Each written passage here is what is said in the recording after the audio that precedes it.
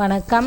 நம்ம இந்த வீடியோவில் தமிழின் தொன்மையிலிருந்து வீரமாமுனிவரின் தமிழ் தொண்டு தொடர்பான செய்திகள் இது வரைக்கும் இருக்கிற டாபிக்ஸ் ஸ்கூல் புக்கில் நியூ அண்ட் ஓல்டு புக்கில் எங்கெங்கே இருக்குது அப்படிங்கிறத ஒன்றா தொகுத்து பார்க்கலாம். இதில் ஃபஸ்ட்டு பார்த்திங்கன்னா தமிழின் தொன்மை சிறப்பு திராவிட மொழிகள் இது தொடர்பான லெசன். இது பார்த்திங்கன்னா ஓல்டு 11th சமச்சீர் புக்கில் ஓல்டு புக்கு அதாவது 11th சமச்சீர் புக்கில் இருந்து எடுத்திருக்கு இந்த லெசன். செம்மொழி தமிழ் அப்படிங்கிற லெசன்.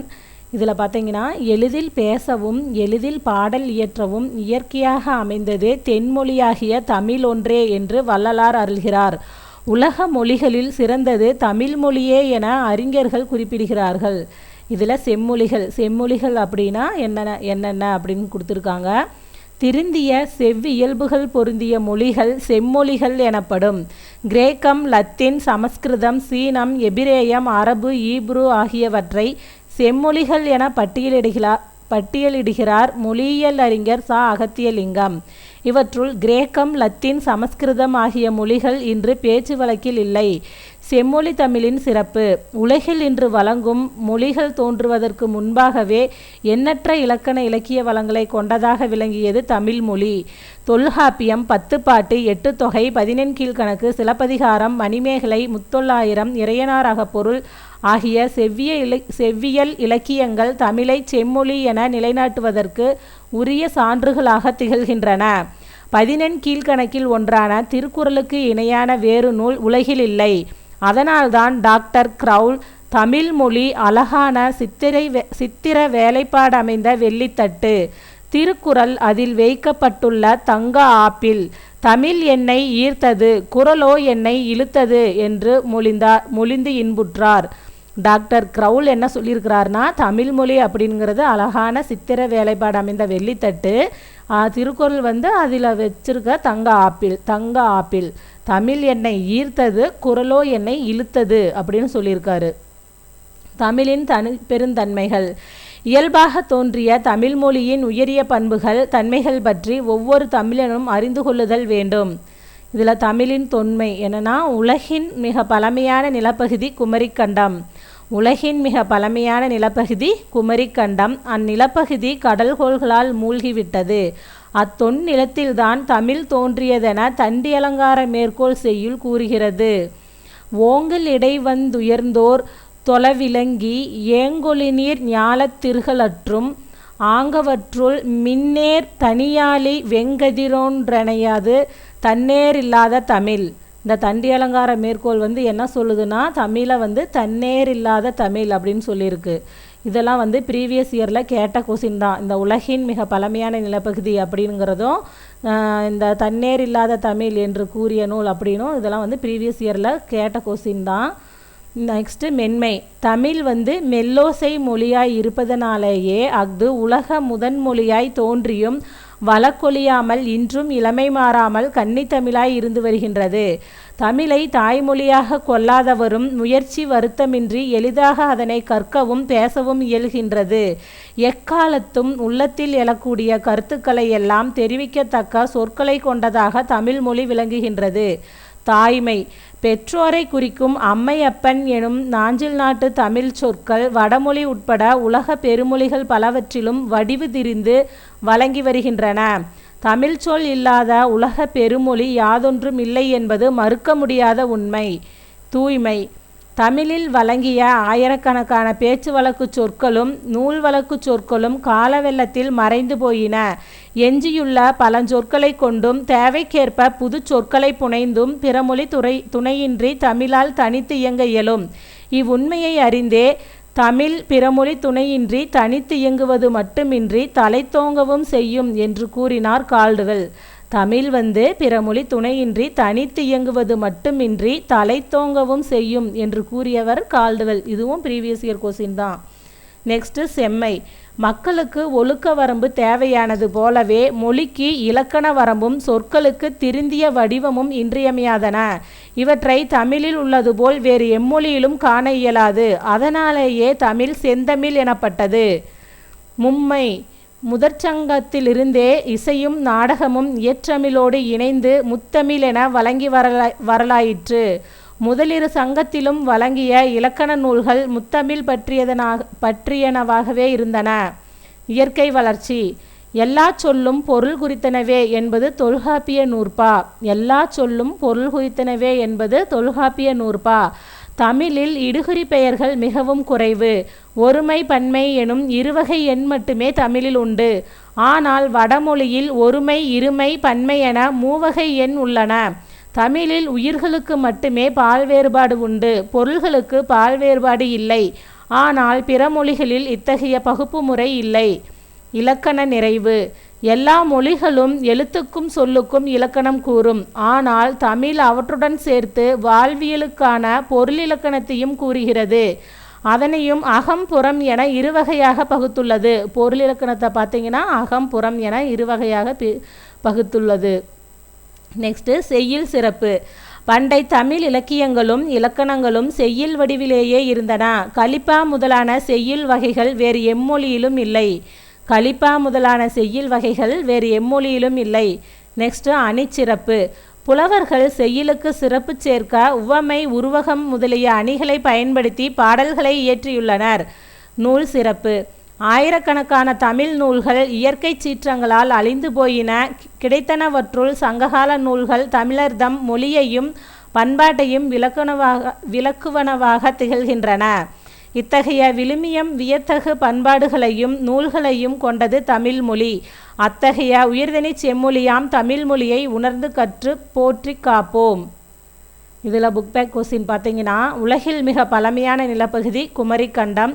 தமிழில் இடுகுறி பெயர்களே மிகவும் குறைவு. எல்லா மொழிகளும் எழுத்துக்கும் சொல்லுக்கும் இலக்கணம் கூறும்.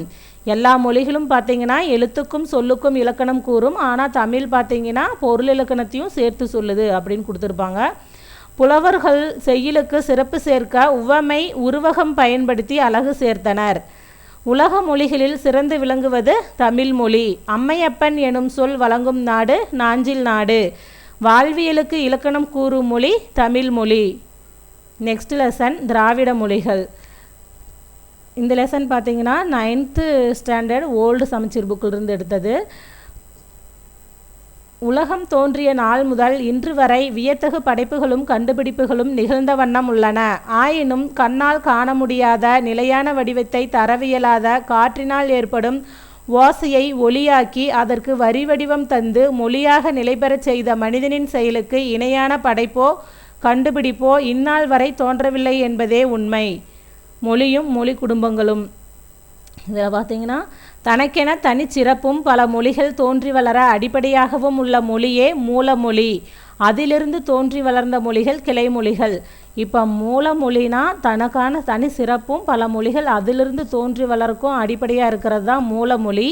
ஒரு மூலமொழியிலிருந்து தோன்றி வளர்ந்து வர்ற மொழிகளை கிளை மொழி அப்படின்னு சொல்கிறாங்க. அவற்றின் பொதுத்தன்மையின் அடிப்படையில் அவற்றை ஒரே மொழி குடும்பத்தில் அடக்குவர் மொழியியல் அறிஞர். அதாவது மொழிகளோட பொதுத்தன்மையின் அடிப்படையில் அந்த மொழிகளை ஒரே குடும்பம், அதாவது தென் திராவிட மொழிகள், நடு திராவிட மொழிகள், வட திராவிட மொழிகள், இப்படி ஒரே குடும்பத்தில் அடக்குவர் அப்படின்னு சொல்கிறாங்க. இந்திய மொழி குடும்பங்கள். இந்தியாவில் பேசப்படும் மொழிகள் அனைத்தையும் இந்தோ ஆசிய மொழிகள், திராவிட மொழிகள், ஆஸ்திரோ ஆசிய மொழிகள், சீன திபெத்திய மொழிகள் என மொழியியல் அறிஞர் 4 மொழி குடும்பங்களுள் அடக்குவர். நம் நாட்டில் 1300க்கும் மேற்பட்ட மொழிகளும் அதன் கிளை மொழிகளும் பேசப்படுகின்றன. ஆதலால் இந்திய நாட்டை மொழிகளின் காட்சி சாலை என குறிப்பிட்டுள்ளார் மொழியியல் பேராசிரியர் ச. அகத்தியலிங்கம். இந்திய நாட்டை மொழிகளின் காட்சி சாலை என குறிப்பிட்டுள்ளார் மொழியியல் பேராசிரியர் ச. அகத்தியலிங்கம். நெக்ஸ்ட்டு திராவிட மொழி குடும்பங்கள். இன்று 23க்கும் மேற்பட்ட திராவிட மொழிகள் உள்ளன. இம்மொழிகளை தென் திராவிட மொழிகள், நடு திராவிட மொழிகள், வட திராவிட மொழிகள் என மூவகையாக பிரிப்பர்.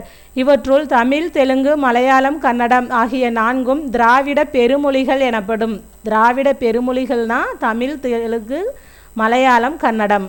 நெக்ஸ்ட் திராவிடம். உலக நாடுகளின் பழமையான நாகரிகங்களுள் இந்திய நாகரிகமும் ஒன்று என்பது மொஹஞ்சதாரோ ஹரப்பா அகழ்வாய்வுக்கு பிறகு நிறுவப்பட்டுள்ளது.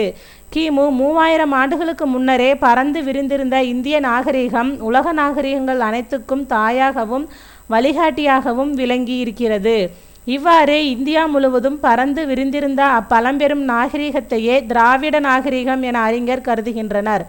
இதில் திராவிட மொழிகள் பார்த்திங்கன்னா தென் திராவிட மொழிகள், நடுதிராவிட மொழிகள், வட திராவிட மொழிகள் அப்படின்னு 3 இருக்குது.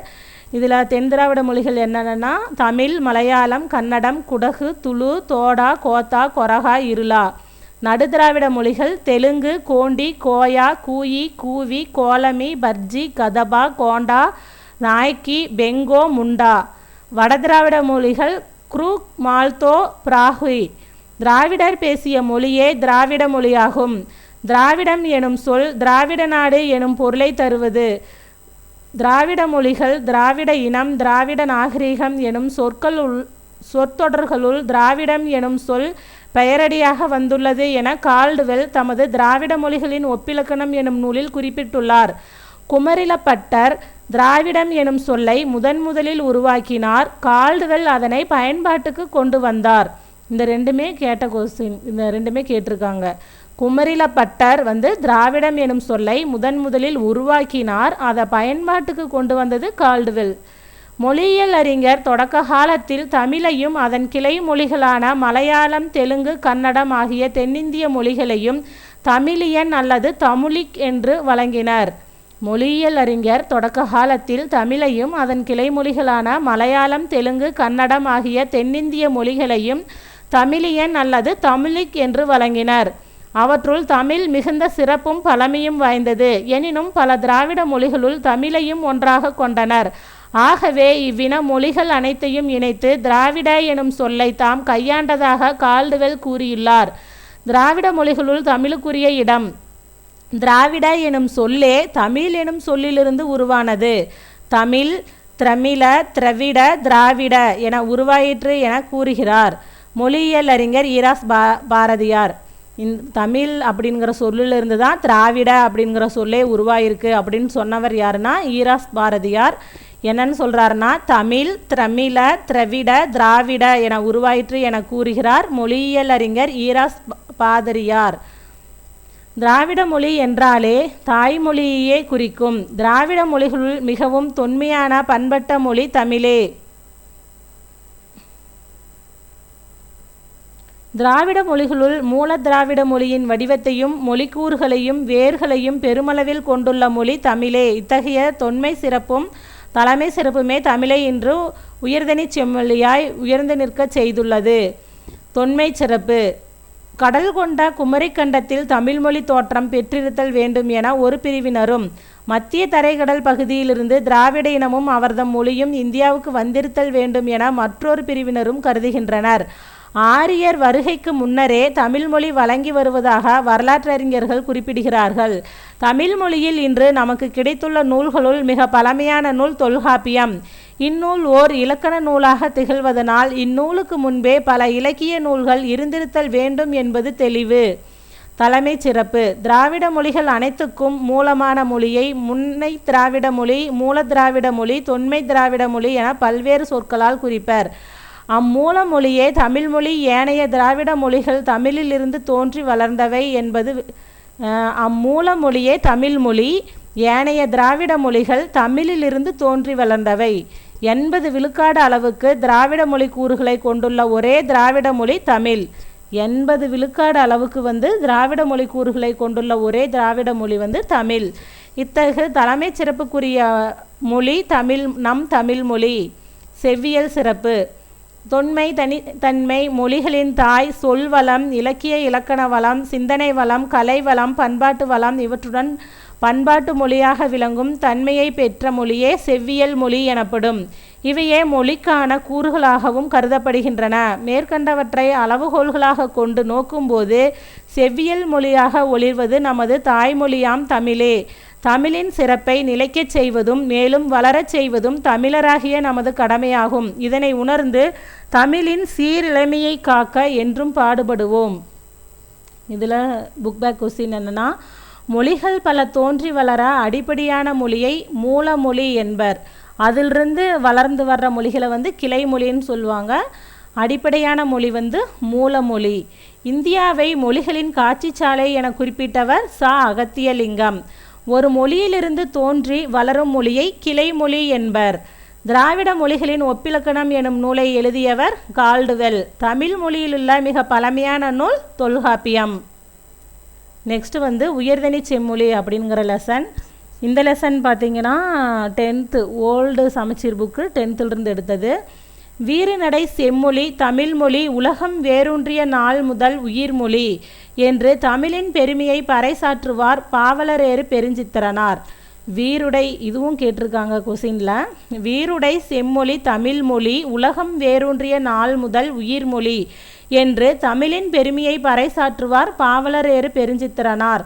தமிழ் 3000 ஆண்டுகளுக்கு மேல் பழமை வாய்ந்த இலக்கிய வளமிக்க மொழி. காலத்தால் மூத்த தமிழ் மொழி தனித்தன்மையால் மிடுக்குற்று செம்மொழியாய் திகழ்கிறது.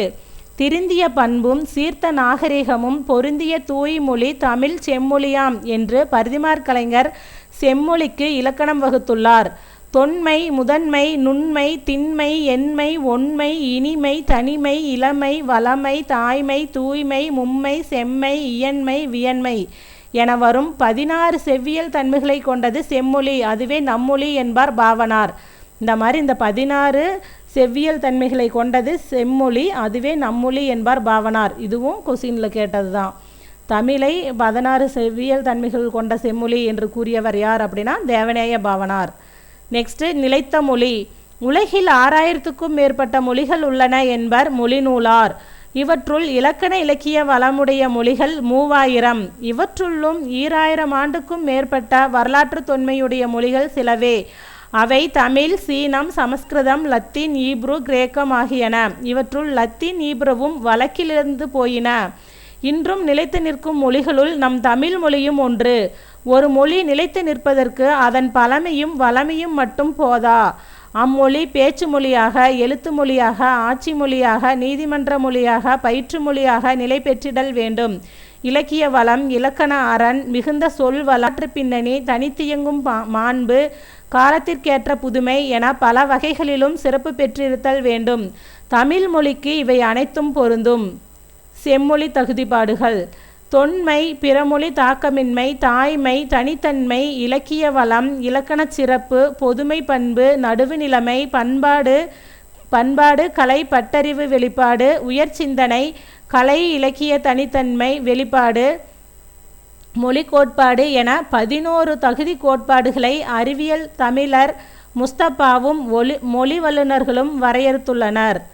அதாவது செம்மொழி அப்படிங்கிறதுக்கான தகுதிப்பாடு இந்த மாதிரி 11 இருக்குது அப்படின்னு சொல்லி இந்த அறிவியல் தமிழறிஞர் முஸ்தபாவும் மொழி வல்லுநர்களும் வரையறுத்துள்ளார்கள். தொன்மை. முதல் மாந்தன் தோன்றிய இடம் குமரிக்கண்டம். அவன் பேசிய மொழி தமிழ் மொழியே என்கின்றனர் ஆய்வாளர். அக்குமரிக்கண்டத்தில் முதல் இடை தமிழ் சங்கங்கள் அமைத்து தமிழர் மொழியை வளர்த்தனர். முதல் மாதன் தோன்றிய இடம் பார்த்திங்கன்னா குமரிக்கண்டம். அந்த குமரிக்கண்டத்தில் பார்த்திங்கன்னா முதல் இடைத்தமிழ் சங்கங்கள் ரெண்டும் அமைத்து தமிழ் மொழியை வளர்த்துருக்காங்க அப்படின்னு இந்த இதில் சொல்கிறாங்க.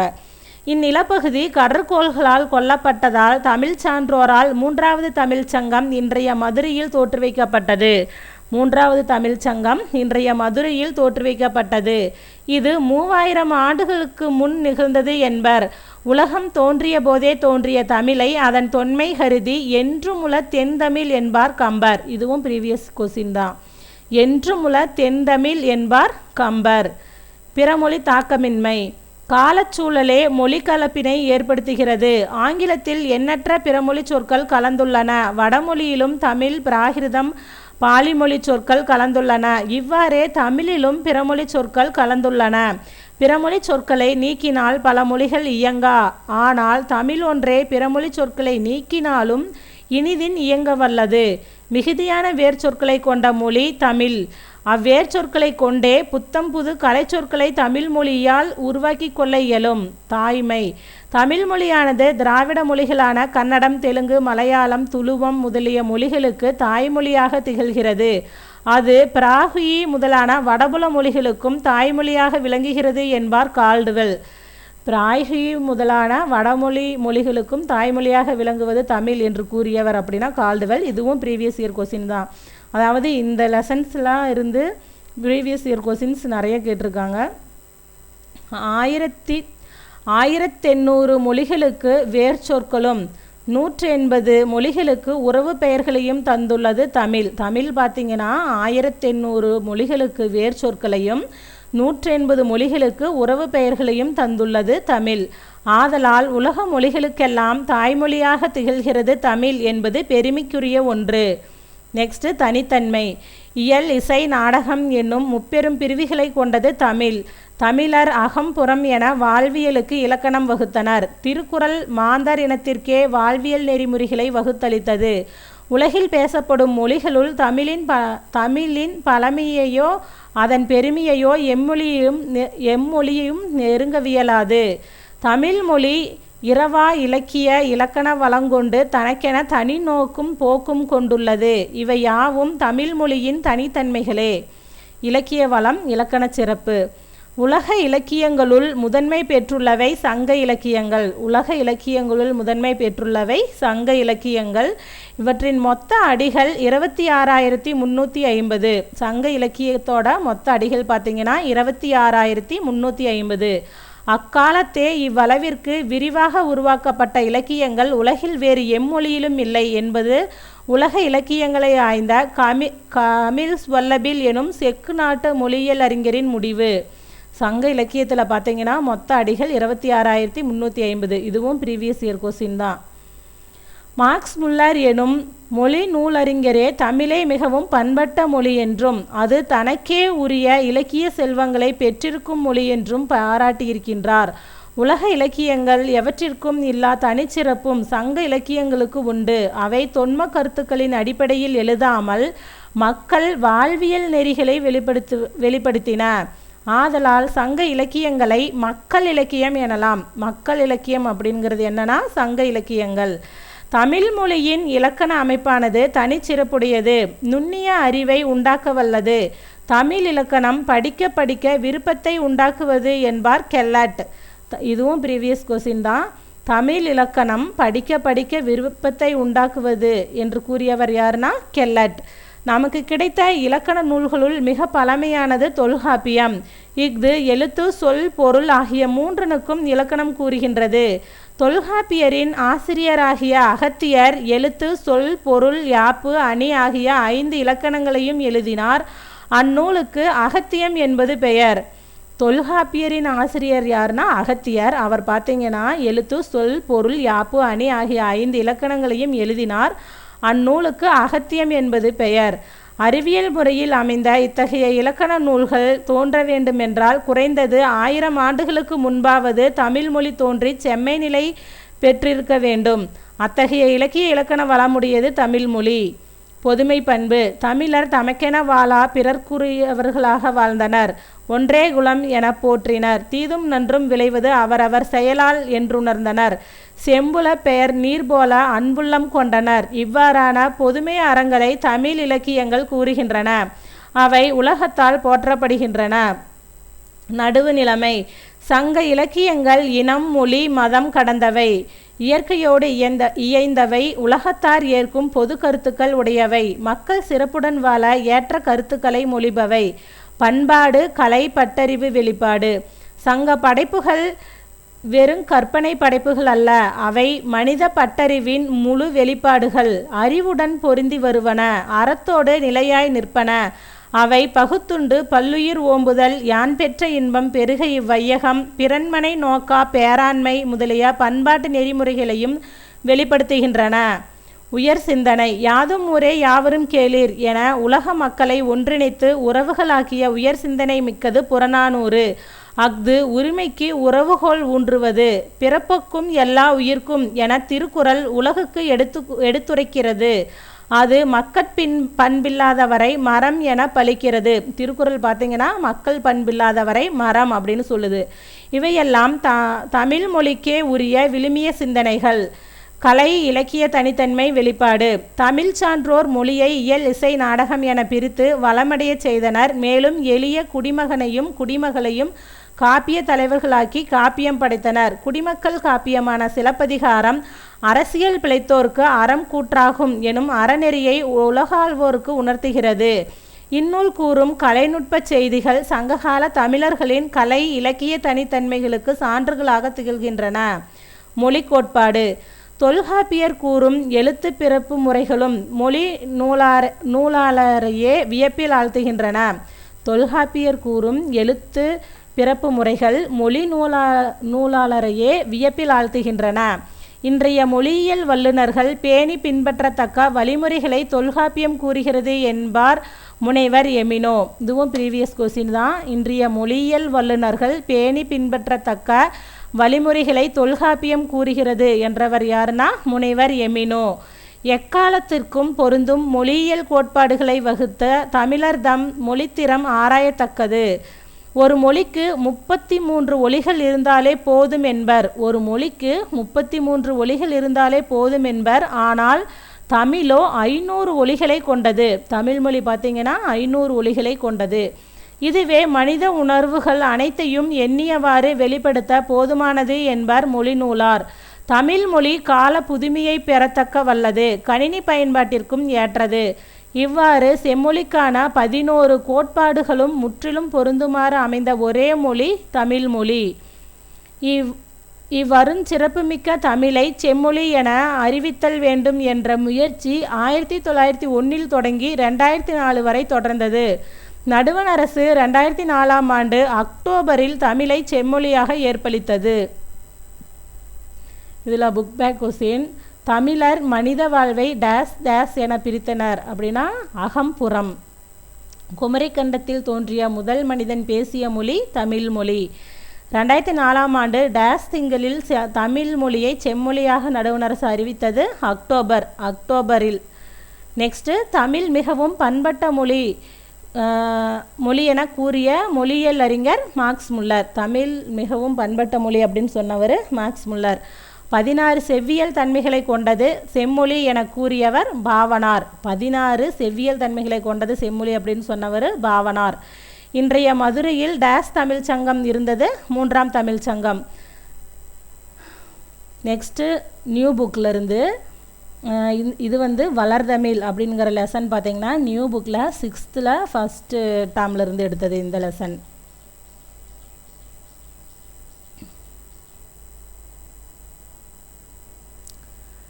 இந்த மாதிரி நுழையும் முன் வர்றது எல்லாமே நியூ புக்குன்னு தெரிஞ்சுக்குங்க. நுழையும் முன் இல்லாமல் இருக்கிறது ஓல்டு புக்கு. இதில் மூத்த தமிழ்மொழி என்றும் இளமையானது, எளிமையானது, இனிமையானது, வளமையானது, காலத்திற்கேற்ப தன்னை தகுதிப்படுத்தி கொள்வது, நினைக்கும் போதே நெஞ்சில் இனிப்பது, நம் வாழ்வை செழிக்கச் செய்வது, உலகச் செம்மொழிகளுள் ஒன்றாக விளங்கும் தமிழ்மொழியின் சிறப்புகளை அறியலாம் வாருங்கள். இதில் என்ன சொல்லியிருக்காங்கன்னா, இதில் உலகில் பார்த்திங்கன்னா 6000க்கும் மேற்பட்ட மொழிகள் உள்ளன. இவற்றுள் சில மொழிகள் மட்டுமே பேச்சு வடிவமும் எழுத்து வடிவம் ஆகிய இரண்டையும் பெற்றுள்ளன. உலக மொழிகள் பலவற்றுள் இலக்கண இலக்கிய வளம் பெற்று திகழும் மொழிகள் மிகச்சிலவே. அவற்றுள் செம்மைமிக்க மொழி என ஏற்றுக்கொள்ளப்பட்டவை சில மொழிகளே. தமிழ் மொழி அத்தகு சிறப்புமிக்க செம்மொழியாகும். தமிழ் இலக்கியங்கள் இனிமையானவை, ஓசை இனிமை, சொல்லினிமை, பொருளினிமை கொண்டவை. பல மொழிகள் கற்ற கவிஞர் பாரதியார் யாமறிந்த மொழிகளிலே தமிழ்மொழி போல் இனிதாவது எங்கும் காணோம் என்று தமிழ் மொழியின் இனிமையை வியந்து பாடுகிறார். பாரதியார் பார்த்திங்கன்னா பல மொழிகளை கற்றுருக்கிறாரு. ஆனாலும் அவருக்கு தெரிஞ்ச மொழிகளிலேயே இனிமையானது தமிழ் மொழி தான் அப்படின்னு சொல்லியிருக்காரு. நெக்ஸ்ட்டு மூத்த மொழி. என்று பிறந்தவள் என்றுணராத இயல்பினலாம் எங்கள் தாய் என்று பாரதியார் கூறிய கருத்து தமிழ் தாய்க்கும் பொருந்துவதாக உள்ளது. சாலைகள் தோன்றிய பிறகே சாலை விதிகள் தோன்றியிருக்கும். அதுபோல இலக்கியம் தோன்றிய பிறகே அதற்குரிய இலக்கண விதிகள் தோன்றியிருக்க வேண்டும். தொல்காப்பியம் தமிழில் நமக்கு கிடைத்துள்ள மிக பழமையான இலக்கண நூல் ஆகும். அப்படி என்றால் அதற்கு முன்னதாகவே தமிழில் இலக்கிய நூல்கள் இருந்திருக்க வேண்டும் அல்லவா? இதனை கொண்டு தமிழ் மிகவும் தொன்மையான மொழி என்பதை உணரலாம். எளிய மொழி. தமிழ் மொழி பேசவும் படிக்கவும் எழுதவும் உகந்த மொழி. உயிரும் மெய்யும் இணைவதால் தோன்றுபவை உயிர்மெய் எழுத்துக்கள். உயிரெழுத்துக்கள் மெய்யெழுத்துக்கள் ஆகியவற்றின் ஒலிப்பு முறைகளை அறிந்து கொண்டால் உயிர்மெய் எழுத்துக்களை எளிதாக ஒலிக்கலாம். எழுத்துக்களை கூட்டி ஒலித்தாலே தமிழ் படித்தல் இயல்பாக நிகழ்ந்துவிடும். அதுக்கு எடுத்துக்காட்டு என்னென்னா ஆ கூட்டல் மூ கூட்டல் தூ அப்படிங்கிறது அமுது. தமிழ் மொழியை எழுதும் முறையும் மிக எளிதுதான். அதற்கேற்ப தமிழ் எழுத்துக்கள் பெரும்பாலும் வலஞ்சுழி எழுத்துக்களாகவே அமைந்துள்ளன. தமிழ் எழுத்துக்கள் பெரும்பாலும் வலஞ்சுழி எழுத்துக்களாகவே அமைந்துள்ளன. இதில் வலஞ்சுழி எழுத்துக்கள் பார்த்திங்கன்னா ஆ, ஏ, ஔ, நா, ஞா. இடஞ்சொல் எழுத்துக்கள் டா யா லா. சொல் முதலில் ஆளப்படும் இலக்கியம் மேற்கோள். இந்த சொல்லலாம் பார்த்தீங்கன்னா முதல்ல எந்த இலக்கியத்தில் இருந்தது அப்படிங்கிறது கொடுத்துருக்காங்க. தமிழ் அப்படிங்கிறது பார்த்தீங்கன்னா முதல்ல தொல்காப்பியத்தில் தான் சொல்லியிருக்காங்க. அதுக்கான மேற்கோள் என்னென்னா, தமிழன் கிளவியும் அதனோரற்றே. தமிழ்நாடு சிலப்பதிகாரம் வஞ்சிக்காண்டம். தமிழ்நாடு அப்படிங்கிற சொல் பார்த்தீங்கன்னா சிலப்பதிகாரம் வஞ்சிக்காண்டத்தில் சொல்லியிருக்காங்க. இமிழ்கடல் வேலியை தமிழ்நாடு ஆக்கிய இது நீ கருதினை ஆயின். தமிழன் அப்படிங்கிற சொல் அப்பர் தேவாரம். தமிழன் அப்படிங்கிற சொல் முதல்ல அப்பர் தேவாரத்தில் தான் பயன்படுத்தியிருக்காங்க. தமிழன் கண்டாய் அப்படிங்கிறது அப்பர் தேவாரம். நெக்ஸ்ட்டு சீர்மை மொழி. சீர்மை என்பது ஒழுங்குமுறையை குறிக்கும் சொல். தமிழ் மொழியின் பல்வகை சீர்மைகளுள் அதன் சொற்சிறப்பு குறிப்பிடத்தக்கது. உயர்திணை அகிரிணை என இருமைகளை அறிவோம். உயர்திணையின் எதிர்ச்சொல் தாழ்திணை என அமைய வேண்டும். ஆனால் தாழ்திணை என்று கூறாமல் அகிரிணை என்று பெயரிட்டனர் நம் முன்னோர். அதாவது பார்த்தீங்கன்னா உயர்திணைக்கான எதிர்ச்சொல் தாழ்திணை தான். அப்படி தாழ்திணைன்னு சொல்லக்கூடாது அப்படிங்கிறதுக்காக அகிரிணை, அதாவது அல் கூட்டல் திணை, உயர்வு அல்லாத திணை அகிரிணை அப்படின்னு பெயர் வச்சிருக்காங்க அப்படின்னு சொல்கிறாங்க. பாகற்காய் கசப்புச்சுவை உடையது, அதனை கசப்புக்காய் என்று கூறாமல் இனிப்பு அல்லாத காய் பாகற்காய் என வழங்கினர். இவ்வாறு பெயரிடுவதிலும் சீர்மை மிக்கது தமிழ் மொழி. அதாவது பாகு கூட்டல் அல் கூட்டல் காய் அப்படின்னா இனிப்புச்சுவை அல்லாத காய் அப்படிங்கிறது தான் பாகற்காய். அப்படி பாகு கூட்டல் அல் கூட்டல் காய் அப்படின்னு பிரித்தா பொருள் தரும் அப்படின்னு சொல்கிறாங்க. நெக்ஸ்ட்டு வளமை மொழி. தமிழ் வளமை மிக்க மொழி. தொல்காப்பியம், நன்னூல் உள்ளிட்ட இலக்கண நூல்கள் மிகுந்தது தமிழ் மொழி. 8 தொகை 10 பாட்டு ஆகிய சங்க இலக்கியங்களை கொண்டது. திருக்குறள், நாலடியார் முதலிய அறநூல்கள் பலவும் நிறைந்தது. சிலப்பதிகாரம், மணிமேகலை முதலிய காப்பியங்களை கொண்டது. இவ்வாறு இலக்கியம் இலக்கண வளம் நிறைந்தது தமிழ் மொழி. தமிழ் மொழி சொல்வளம் மிக்கது. ஒரு பொருளின் பல நிலைகளுக்கும் வெவ்வேறு பெயர் சூட்டுவது தமிழ் மொழியின் சிறப்பாகும். சான்றாக பூவின் 7 நிலைகளுக்கும் தோன்றுவது முதல் உதிர்வது வரை தனித்தனி பெயர்கள் தமிழில் உண்டு. ஓர் எழுத்தே ஒரு சொல்லாகி பொருள் தருவதும் உண்டு. ஒரு சொல் பல பொருளை குறித்து வருவதும் உண்டு. சான்றாக மா எனும் ஒரு சொல் மரம், விலங்கு, பெரிய, திருமகள், அழகு, அறிவு, அளவு, அழைத்தல், துகள், மேன்மை, வயல், வண்டு போன்ற பல பொருளை தருகிறது. நெக்ஸ்ட்டு வளர்மொழி. தமிழுக்கு முத்தமிழ் எனும் சிறப்பு பெயரும் உண்டு. இயல்தமிழ் எண்ணத்தை வெளிப்படுத்தும். இசைத்தமிழ் உள்ளத்தை மகிழ்விக்கும். நாடகத்தமிழ் உணர்வில் கலந்து வாழ்வின் நிறைகுறிகளை சுட்டிக்காட்டும்.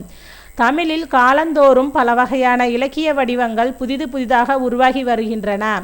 செய்யுள், கவிதை, புதுக்கவிதை, துளிப்பா போன்ற தமிழ் கவிதை வடிவங்கள், கட்டுரை, புதினம், சிறுகதை போன்ற உரைநடை வடிவங்கள் தற்போது அறிவியல் தமிழ், கணினி தமிழ் என்று மேலும் மேலும் வளர்ந்து கொண்டே வருகிறது. தாவர இலை பெயர்கள் இங்கே கொஞ்சம் கொடுத்துருக்காங்க. இது என்னென்னா ஆல், அரசு, மா, பலா, வாழை இதெல்லாம் பார்த்தீங்கன்னா இலைன்னு சொல்கிறாங்க. அகத்தி, பசலை, முருங்கை இதனோட இலைகள்லாம் பார்த்தீங்கன்னா கீரை அப்படின்னு சொல்கிறாங்க. அருகு, கோரை, புல். நெல், வரகு, தாள். மல்லி, தலை. சப்பாத்தி கல்லி, தாளை, மடல். சப்பாத்தி கல்லியும் தாளையும் மடல். கரும்பு, நாணல், தோகை. பனை, தென்னை, ஓலை. கமுகு, கூந்தல். புதுமை மொழி. இன்றைய அறிவியல் தொழில்நுட்ப வளர்ச்சிக்கேற்ப தமிழில் புதிய கலைச்சொற்கள் உருவாகி வருகின்றன.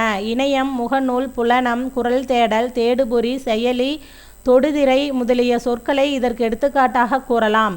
சமூக ஊடகங்களான செய்தித்தாள், வானொலி, தொலைக்காட்சி ஆகியவற்றிலும் பயன்படத்தக்க மொழியாக விளங்குகிறது தமிழ் மொழி. அறிவியல் தொழில்நுட்ப வளர்ச்சி. உலகில் எழுத்து வடிவம் பெறாத மொழிகள் பல உள்ளன. இந்நிலையில் தமிழ் வரிவடிவ எழுத்துக்கள் அறிவியல் தொழில்நுட்ப நோக்கிலும் பயன்படுத்தத்தக்கவையாக உள்ளன. மொழியை கணினியில் பயன்படுத்த வேண்டுமென்றால் அஃது எண்களின் அடிப்படையில் அமைக்கப்பட வேண்டும். தொல்காப்பியம், நன்னூல் போன்றவை நாம் படிப்பதற்காக எழுதப்பட்டவை. ஆயினும் அவை கணினி மொழிக்கும் ஏற்ற நுட்பமான வடிவத்தையும் பெற்றுள்ளன. தமிழ் எண்களை அறிவோம். இதில் பார்த்தீங்கன்னா 1, 2, 3, 4, 5, 6, 7, 8, 9, 10க்கு பார்த்தீங்கன்னா தமிழ் எண்கள் தமிழில் எப்படி சொல்லுவாங்க அப்படிங்கிறது கொடுத்துருக்காங்க இந்த பாக்ஸில். இதை படிச்சுக்குங்க. பொறுத்துக்களை கூட இது ப்ரீவியஸ் இயரில் கேட்டிருக்காங்க. 1னா கா, 2னா உ, 3னா ஞா, 4னா சா, 5னா ரு, 6னா சா, 7னா ஏ, 8னா ஆ, 9னா கு, 10னா கா 0. ஒன்றுனா காவா, கா போட்டு ஜீரோக்கு பதிலாக இங்கே ஜீரோ போட்டுக்கிறாங்க. இதை நீங்கள் வந்து படித்து ஞாபகம் வச்சுக்கோங்க. இதுக்கு ஒரு ஷார்ட்கட் கூட இருக்குது. என்னென்னா, கடுகு உளுந்து நினச்சி சமைச்சு ருசித்து சாப்பிட்டு எடுத்து அதை கூரையில் கொட்டினான். இந்த சென்டென்ஸை ஞாபகம் வச்சுக்கிட்டோன்னா இந்த ஃபஸ்ட் எழுத்தெல்லாம் நமக்கு வந்து ஞாபகம் இருக்கும். அதுபடி 1 2க்கு என்னங்கிறது நம்ம ஞாபகம் வச்சுக்கலாம். நெக்ஸ்ட்டு, மூத்த மொழியான தமிழ் கணினி இணையம் போன்றவற்றில் பயன்படத்தக்க வகையில் புது மொழியாகவும் திகழ்கிறது. இத்தகு சிறப்புமிக்க மொழியை கற்பது நமக்கு பெருமையல்லவா? தமிழ் மொழியின் வளமைக்கும் வளர்ச்சிக்கும் பங்காற்ற வேண்டியது நமது கடமையல்லவா? இதில் பார்த்தீங்கன்னா ஒரு சில சொற்கள் வந்து முதல்ல எந்த நூலில் வந்திருக்கு அப்படிங்கிறது கொடுத்துருக்காங்க. இதை படிச்சுக்குங்க. என்னென்னா, வேளாண்மை அப்படிங்கிற சொல் பார்த்தீங்கன்னா கலித்தொகை, திருக்குறள் 2லேயுமே இருக்குது. உழவர் அப்படிங்கிற சொல் நற்றிணை, பாம்பு அப்படிங்கிறது குறுந்தொகை. இதில் இருக்கிற இந்த விலங்குகள் பெயர் வர்றது எல்லாமே பார்த்தீங்கன்னா குறுந்தொகையில் தான் வந்திருக்கும். பாம்பு, முதலை, மீன் எல்லாமே பார்த்தீங்கன்னா குறுந்தொகையில் தான் இருந்திருக்கும். பாம்பு குறுந்தொகை, வெள்ளம் 10 முதலை குறுந்தொகை, கோடை அகநானூறு, உலகம் தொல்காப்பியம் கிளவியாக்கம் திருமுருகாற்றுப்படை, மருந்து அகநானூறு திருக்குறள், ஊர் தொல்காப்பியம் அகத்திணையியல், அன்பு தொல்காப்பியம் களவியல் திருக்குறள், உயிர் தொல்காப்பியம் கிளவியாக்கம் திருக்குறள், மகிழ்ச்சி தொல்காப்பியம் கற்பியல் திருக்குறள், மீன் குறுந்தொகை, புகழ் தொல்காப்பியம் வேற்றுமையியல், அரசு திருக்குறள், செய் குறுந்தொகை, செல் தொல்காப்பியம் புறத்திணையியல், பார் பெரும்பானாற்றுப்படை, ஒளி தொல்காப்பியம் கிளவியாக்கம், முடி தொல்காப்பியம் வினையியல். தொன்மை எனும் சொல்லின் பொருள் பழமை. தொன்மை அப்படிங்கிற சொல்லின் பொருள் என்னென்னா பழமை. சிலம்பு கூட்டல் அதிகாரம் என்பதை சேர்த்தெழுத கிடைப்பது வந்து சிலப்பதிகாரம். நெக்ஸ்ட் வந்து தமிழ் மொழி போல் இனிதாவது எங்கும் காணோம் என்று பாடியவர் பாரதியார். பாரதியார் தான் பார்த்தீங்கன்னா தமிழ் மொழி போல் இனிதாவது எங்கும் காணோம் அப்படின்னு சொல்லியிருப்பார். மா எனும் சொல்லின் பொருள் டேஸ். இங்கே கொடுத்துருக்கிறதுல மா அப்படிங்கிற சொல்லின் பொருள் பார்த்தீங்கன்னா விலங்கு. நாம் சிந்திக்கவும் சிந்தித்ததை வெளிப்படுத்தவும் உதவுவது மொழி. தமிழில் நமக்கு கிடைத்துள்ள மிக பழமையான இலக்கண நூல் தொல்காப்பியம். மொழியை கணினியில் பயன்படுத்த வேண்டுமெனில் அஃது எண்களின் அடிப்படையில் வடிவமைக்கப்பட வேண்டும். நெக்ஸ்ட் பார்த்தீங்கன்னா பேச்சு மொழியும் எழுத்து மொழியும் அப்படிங்கிற லெசன். இதில் பார்த்தீங்கன்னா தனது எண்ணங்களையும் உணர்ச்சிகளையும் பிறருக்கு வெளிப்படுத்துவதற்காக மனிதனால் உருவாக்கப்பட்டதே மொழியாகும். அஃது ஒருவர் கருத்தை மற்றொருவர் அறிந்து செயல்பட உதவுகிறது. இந்த லெசன்லாம் நீங்கள் படிக்கும்போது பிடிஎஃப்பில் எது முக்கியமான கொஸ்டின் கேட்குற மாதிரி இருக்கிற பாயிண்ட்ஸோ அதை மட்டும் அண்டர்லைன் படித்து வச்சுட்டு நெக்ஸ்ட் டைம் வந்து நீங்கள் ரிவிஷன் பண்ணுறப்பலாம் அதை மட்டும் படிங்க. நீங்கள் லெசனை ஃபுல்லாகவே படிச்சிங்க அப்படின்னா உங்களுக்கு டைம் தான் வேஸ்ட் ஆகும். ஸோ எது இம்பார்ட்டன்ட் பாயிண்ட்டோ அதை மட்டும் நீங்கள் அண்டர்லைன் பண்ணி வச்சுட்டு திரும்ப படிங்க. அதே மாதிரி உங்களுக்கு நல்லா தெரிஞ்ச பாயிண்ட்ஸையே நீங்கள் திரும்ப படிச்சுட்டு இருக்கவும் கூடாது. இப்போ உங்களுக்கு திருக்குறள் பற்றியெல்லாம் நல்லா தெரியும். ஆனால் ஒவ்வொரு டைமும் நீங்கள் படிக்கிறப்பவும் அந்த திருக்குறள் சம்மந்தமானதெல்லாம் வருது அப்படின்னா, இப்போ திருக்குறளை இயற்றியவர் திருவள்ளுவர், அதில் 3 பால்கள் இருக்குது, அதை அறம் இத்தனை பொருள் இத்தனை, அந்த மாதிரிலாம் நீங்கள் அதை திரும்ப படிக்கக்கூடாது. எது தெரியாதோ அதை தான் திரும்ப படிக்கணும். தனது எண்ணங்களையும் உணர்ச்சிகளையும் பிறருக்கு வெளிப்படுத்துவதற்காக மனிதனால் உருவாக்கப்பட்டதே மொழியாகும். அஃது ஒருவர் கருத்தை மற்றொருவர் அறிந்து செயல்பட உதவுகிறது.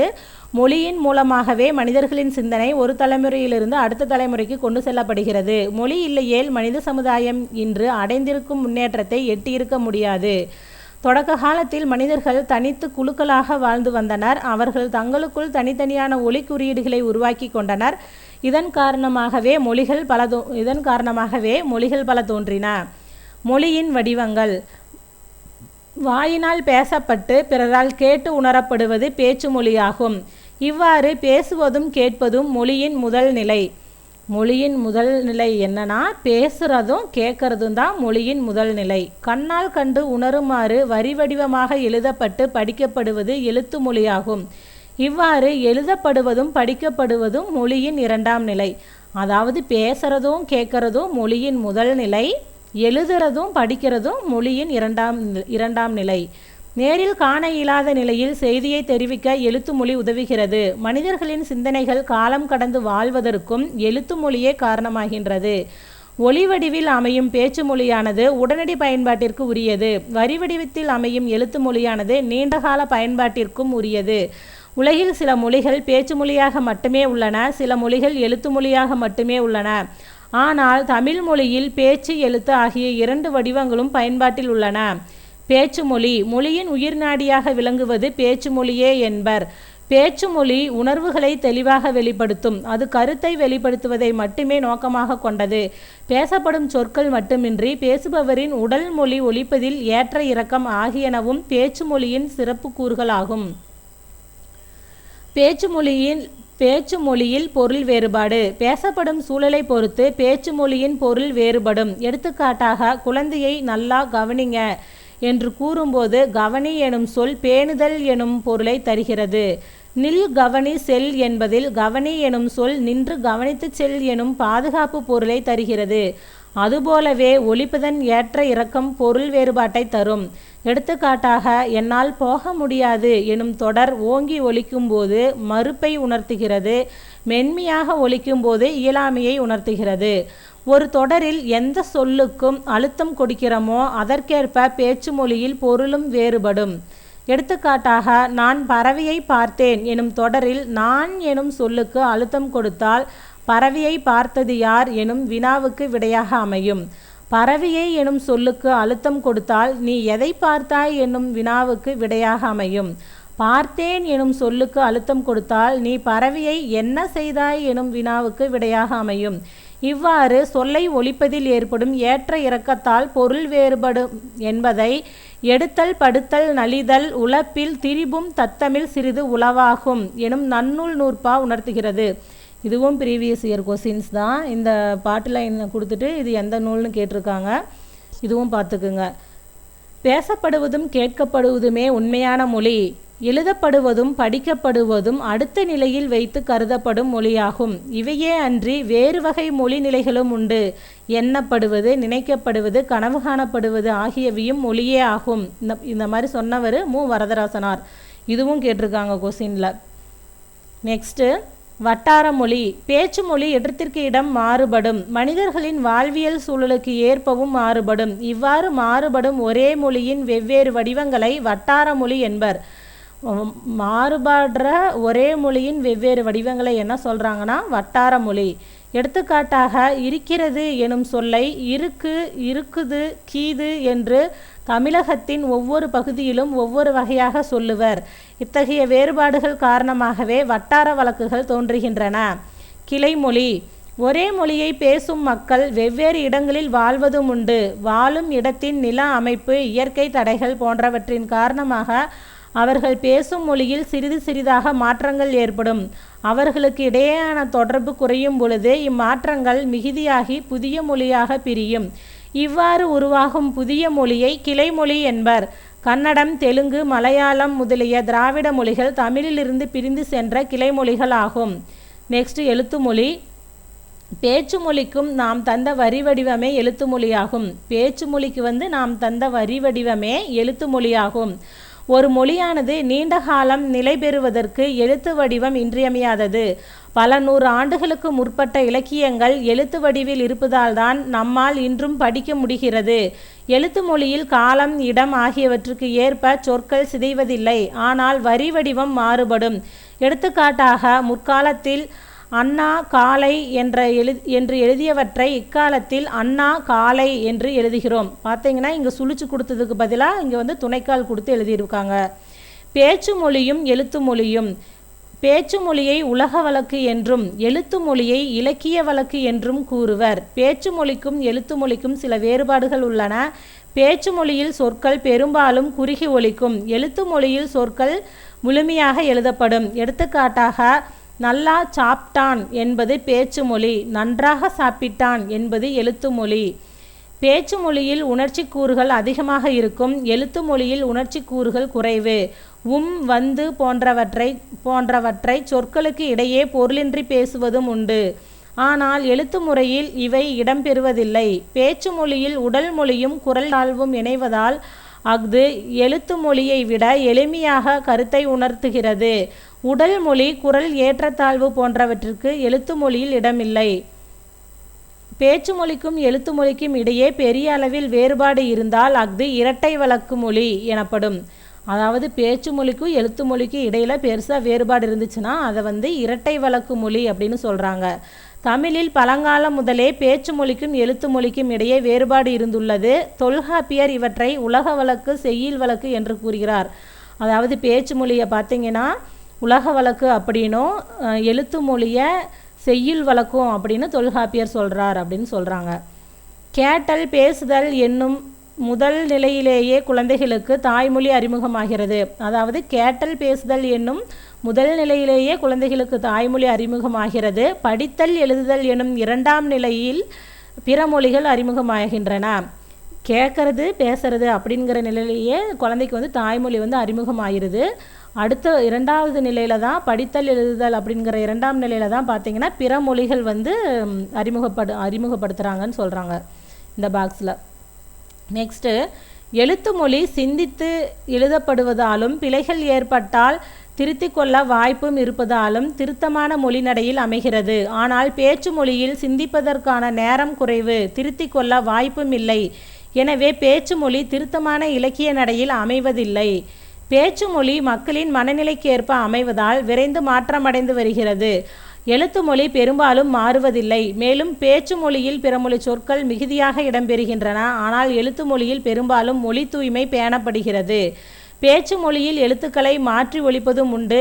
ஈ என்பதை ஏ என்றும் ஊ என்பதை ஓ என்றும் மாற்றி ஒலிப்பர். எடுத்துக்காட்டாக இலை என்பதை எல என்றும் உலகம் என்பதை ஒலகம் என்றும் ஒலிப்பர். இம்மாறுபாடுகள் எழுத்து மொழியில் இல்லை.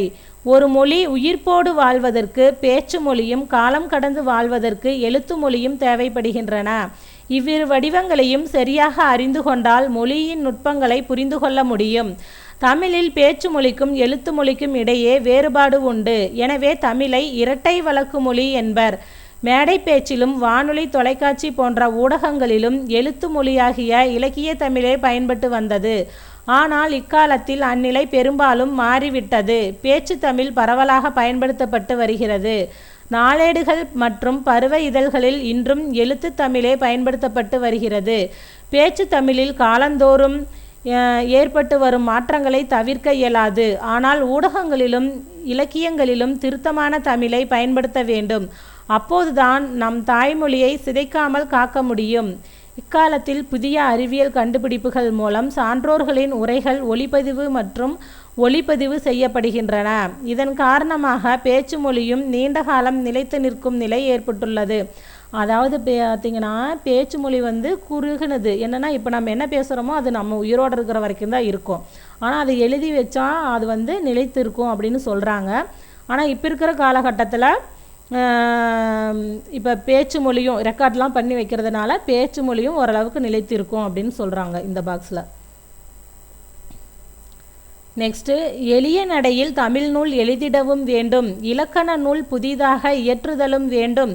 வெளியுலகில் சிந்தனையில் புதிதாக விளைந்துள்ள எவற்றினுக்கும் பெயர்கள் எல்லாம் கண்டு தெளிவுறுத்தும் படங்களோடு சுவடியெல்லாம் செய்து செந்தமிழை செழுந்தமிழாய் செய்வதுவும் வேண்டும் என்பது பாவேந்தரின் ஆசை. இது பார்த்திங்கன்னா பாவேந்தரோட பாடல். அதன்படி நம் செந்தமிழ் மொழி செழுந்தமிழாய் விளங்க பாடுபடுவோம். இதில் பார்த்திங்கன்னா புக் பேக் கொஸ்டின் என்னென்னா, மொழியின் முதல் நிலை பேசுதல் கேட்டல் ஆகியனவாகும். ஒளியின் வரி வடிவம் எழுத்து ஆகும். தமிழின் கிளை மொழிகளுள் ஒன்று இதில் கொடுத்துருக்கிறதுல தெலுங்கு வரும். தமிழின் கிளை மொழிகளுள் ஒன்று தெலுங்கு. பேச்சு மொழியை டேஸ் வழக்கு என்று கூறுவர். பேச்சு மொழியை உலக வழக்கு அப்படின்னு சொல்லுவாங்க. எழுத்து மொழியை செய்யுள் வழக்கு அப்படின்னு சொல்லுவாங்க. நெக்ஸ்ட்டு, தமிழ் வரி வடிவ வளர்ச்சி. இது பார்த்திங்கன்னா இப்போ வரைக்கும் நம்ம பார்க்குறது எல்லாமே பார்த்திங்கன்னா தமிழின் தொன்மை சிறப்பு திராவிட மொழிகள் இது சம்பந்தமான லெசன்ஸ் தான் பார்த்துட்ருக்குறோம். மனிதன் தன் கருத்தை பிறருக்கு அறிவிக்க மொழியை கண்டுபிடித்தான். தமிழில் வரி வடிவ வளர்ச்சி. மொழியை நிலைபெறச் செய்ய எழுத்துக்களை உருவாக்கினான். எழுத்துக்களின் வரி வடிவங்கள் மொழிக்கு மொழி வேறுபடுகின்றன. நீங்கள் படிக்கும்போது இந்த நுழையும் முன்னும் ஒரு டைம் படிச்சுக்குங்க. ஏன்னா அதில் கூட இருந்து கொஸ்டின் கேட்கலாம். அந்த மாதிரி ஏதாச்சும் இருந்துச்சுன்னா அதை நோட் பண்ணி வச்சுக்கோங்க. அவை ஒரே மொழியிலும் கூட காலந்தோறும் மாறி வருகின்றன. அவ்வகையில் தமிழ் எழுத்துக்களின் வரி வடிவங்களில் ஏற்பட்டுள்ள மாற்றங்களை அறிவோம். மனிதன் தோன்றிய காலத்தில் தனது தேவைகளையும் கருத்துக்களையும் மற்றவர்களுக்கு தெரிவிக்க சைகைகளை பயன்படுத்தினான். மனிதன் பார்த்திங்கன்னா அவனோட கருத்தை முதல்னு சொல்கிறக்கெல்லாம் சைகை தான் பயன்படுத்தியிருக்கிறான். காலப்போக்கில் தனது குரலை பயன்படுத்தி ஒலிகள் மூலம் தனது கருத்துக்களை வெளிப்படுத்த முற்பட்டான். அடுத்து சிறிது சிறிதாக சொற்களை சொல்ல கற்றுக்கொண்டான். அச்சொற்கள் மீண்டும் மீண்டும் சொல்லப்பட்டதால் செம்மைப்பட்டன. காலப்போக்கில் அவை பண்பட்டு பேச்சுமொழி உருவானது. எழுத்துக்களின் தோற்றம். மனிதன் தனக்கு எதிரே இல்லாதவர்களுக்கு பின்னால் வரும் தலைமுறையினருக்கும் தனது கருத்துக்களை தெரிவிக்க விரும்பினான். அதற்காக பாறைகளிலும் குகை சுவர்களிலும் தன் எண்ணங்களை குறியீடுகளாக பொறித்து வைத்தான். அதுவே எழுத்து வடிவத்தின் தொடக்க நிலை ஆகும். தொடக்க காலத்தில் எழுத்து என்பது ஒளியையோ வடிவத்தையோ குறிக்காமல் பொருளின் ஓவிய வடிவமாகவே இருந்தது. இவ்வரி வடிவத்தை ஓவிய எழுத்து என்பர். அடுத்ததாக ஒவ்வொரு வடிவமும் அவ்வடிவத்துக்கு உரிய முழு ஒளியாகிய சொல்லை குறிப்பதாக மாறியது. அதன் பின் ஒவ்வொரு வடிவமும் அச்சொல்லின் ஓசையை குறிப்பதாயிற்று. இவ்வாறு ஓர் ஒலிக்கு ஓர் எழுத்து என உருவான நிலையை ஒலி எழுத்து நிலை என்பர். இன்று உள்ள எழுத்துக்கள் ஒரு காலத்தில் பொருள்களின் ஓவியமாக இருந்தவற்றின் திரிபுகளாக கருதப்படுகின்றன. தமிழ் எழுத்துக்கள் காலந்தோறும் தமிழ் எழுத்துக்களின் வரி வடிவங்களின் பல்வேறு மாற்றங்களுக்கு உள்ளாகி வளர்ச்சி அடைந்து வந்துள்ளன. அச்சுக்கலை தோன்றிய பிறகே தமிழ் எழுத்துக்கள் இப்போதுள்ள நிலையான வடிவத்தை பெற்றுள்ளன. தமிழ் எழுத்துக்கள் பார்த்திங்கன்னா அச்சுக்கலை தோன்றின பிறகுதான் இந்த நிலையான வடிவத்தை பெற்றுள்ளன அப்படின்னு சொல்கிறாங்க. தமிழ் எழுத்துக்களின் பழைய வரி வடிவங்களை கோவில்களில் உள்ள கருங்கல் சுவர்களிலும் செப்பேடுகளிலும் காண முடிகிறது. கல்வெட்டுக்கள் கிமு 3ஆம் நூற்றாண்டு முதல் கிடைக்கின்றன. செப்பேடுகள் கிபி 7ஆம் நூற்றாண்டு முதல் கிடைக்கின்றன. கல்வெட்டுக்கள் பார்த்திங்கன்னா கிமு 3ஆம் ஆண்டுகள் முதல் கிடைக்கின்றன. இதே செப்பேடுகள் பார்த்திங்கன்னா கிபி 7ஆம் நூற்றாண்டு முதல் கிடைக்குதுன்னு சொல்லியிருக்காங்க.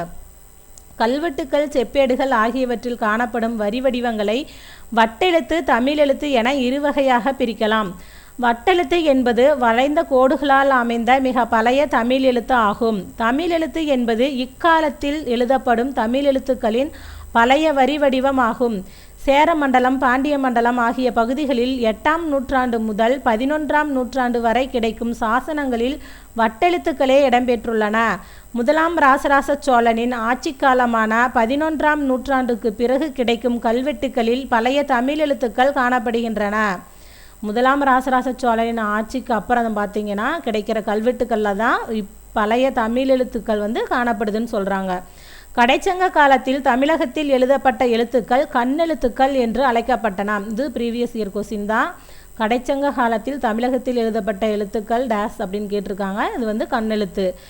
இதனை சிலப்பதிகாரத்தில் இடம்பெறும் கண்ணெழுத்து படுத்த எண்ணு பல்பொதி எனும் தொடரால் அறியலாம். வரி வடிவ வளர்ச்சி. பண்டைய காலத்தில் தமிழ் மொழியிலுள்ள எல்லா எழுத்துக்களும் நாம் இன்று எழுதுவது போன்ற வடிவத்தில் எழுதப்படவில்லை. அவை காலத்திற்கேற்ப பல உருவ மாற்றங்களை பெற்றுதான் இக்கால வடிவத்தை அடைந்திருக்கின்றன. இவ்வாறு எழுத்துக்களின் மாற்றங்கள் ஏற்ப எழுதப்படும் பொருள்களின் தன்மை அழகுணர்ச்சி போன்றவை காரணங்களாக அமைகின்றன. இவ்வாறு எழுத்துக்களில் மாற்றங்கள் ஏற்பட எழுதப்படும் பொருள்களின் தன்மை அழகுணர்ச்சி போன்றவை காரணங்களாக அமைகின்றன. பழங்காலத்தில் கற்பாறை செப்பேடு ஓலை போன்றவற்றில் எழுதினர். அந்தந்த பொருள்களின் தன்மைக்கேற்ப எழுத்துக்களின் வடிவங்கள் அமைந்தன. இதில் பாக்ஸில் என்ன கொடுத்துருக்காங்கன்னு பார்க்கலாம். தமிழ் மொழியை எழுத இருவகை எழுத்துக்கள் வழக்கில் இருந்தன என அறிகிறோம். அரச்சலூர் கல்வெட்டே இதற்கு சான்றாகும். தமிழ் மொழியை எழுத அதாவது வட்டெழுத்து தமிழ் எழுத்து அப்படின்னு 2 மொழி இருந்ததுக்கான சான்று எது அப்படின்னு கேட்டாங்கன்னா அரச்சலூர் கல்வெட்டு. இக்கல்வெட்டில் தமிழ் எழுத்து வட்டெழுத்தும் கலந்து எழுதப்பட்டுள்ளன. இந்த கல்வெட்டில் பார்த்திங்கன்னா தமிழ் எழுத்தும் வட்டெழுத்தும் கலந்து எழுதியிருக்காங்க. ஸோ இந்த மாதிரி 2 முறை எழுத்துக்கள் இருந்ததுக்கு சான்று எந்த கல்வெட்டுன்னு கேட்டாங்கன்னா அரச்சலூர் கல்வெட்டு. இங்கே ஒரு தெரிந்து கொள்வோம் பாக்ஸ் கொடுத்துருக்காங்க. கல்வெட்டுகளில் உள்ள எழுத்துக்களின் அமைப்பு சா எனும் வடமொழி வடமொழி எழுத்து காணப்படுகிறது.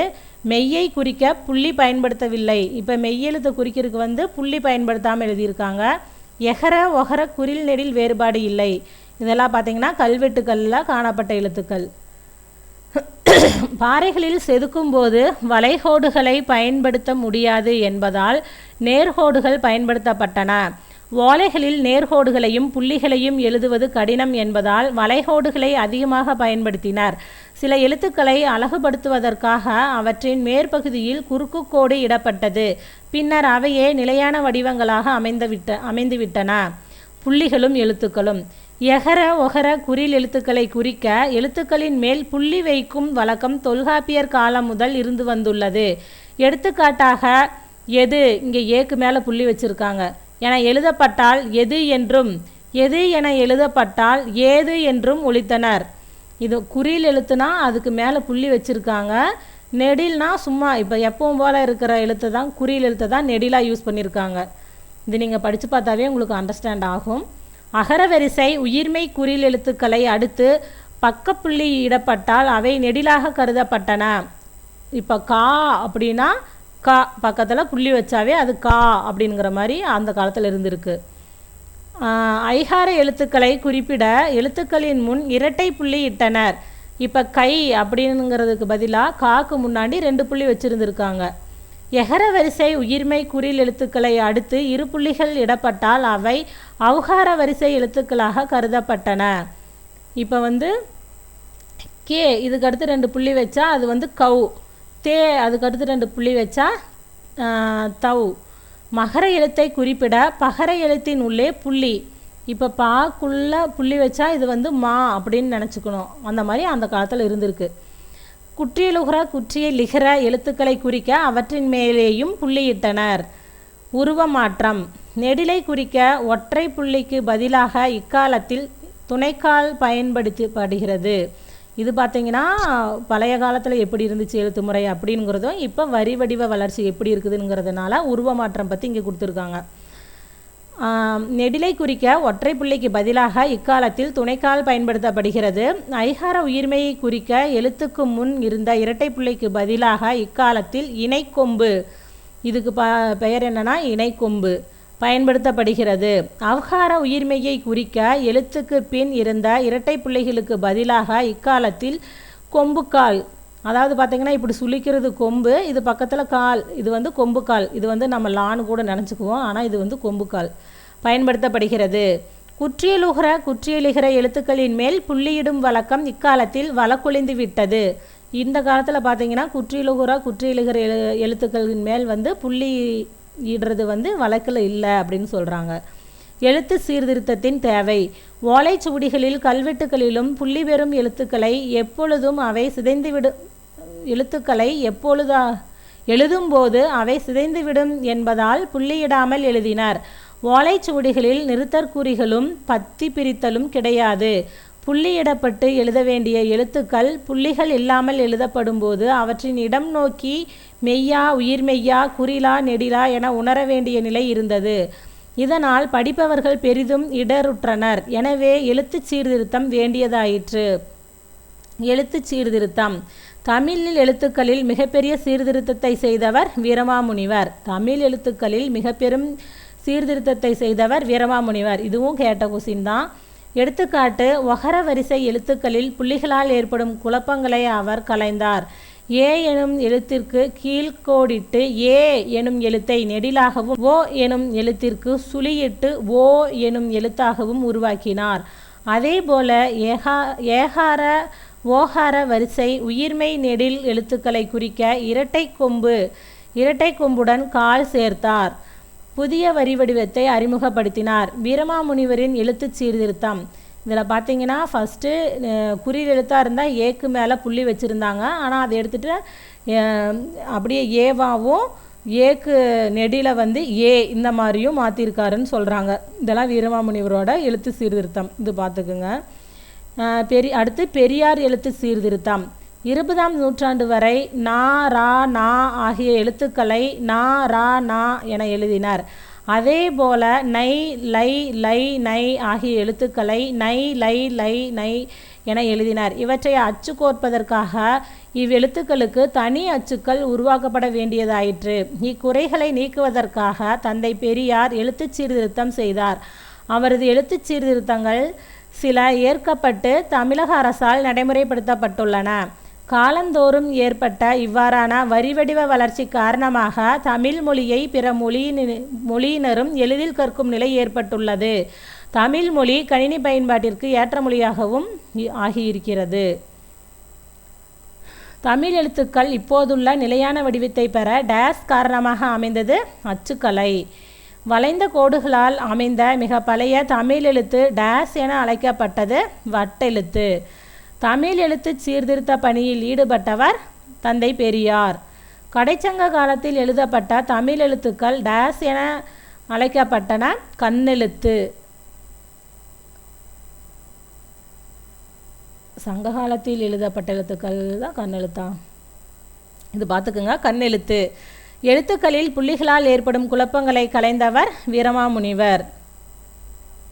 நெக்ஸ்ட்டு திராவிட மொழி குடும்பம். இந்த லெசன் பார்த்தீங்கன்னா திராவிட மொழி குடும்பம் லெசன் 10th நியூ புக்கில் இருக்குது. திராவிட மொழிகளுள் மூத்த மொழியாய் விளங்குவது தமிழ். எத்தகைய கால மாற்றத்திலும் எல்லா புதுமைகளும் ஈடுகொடுத்து இயங்கும் ஆற்றல் தமிழுக்கு உண்டு. தமிழாய்ந்த அயல்நாட்டறிஞரும் செம்மொழி தமிழின் சிறப்பை தரணி எங்கும் எடுத்துரைத்து மகிழ்கின்றனர்.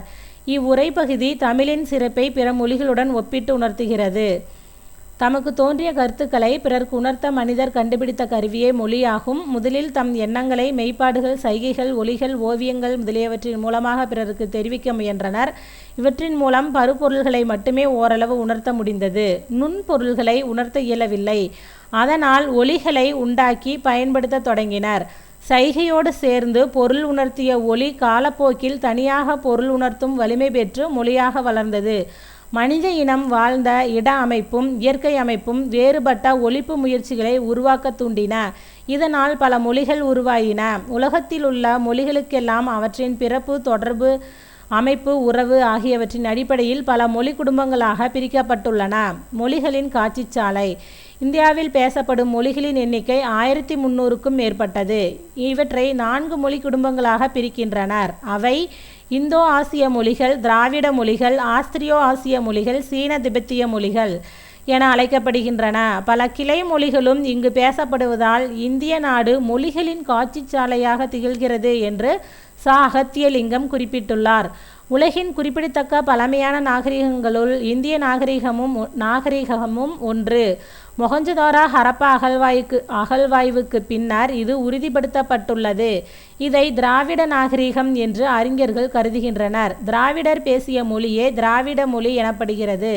திராவிடம் எனும் சொல்லை முதலில் குறிப்பிட்டவர் குமரிலப்பட்டர்.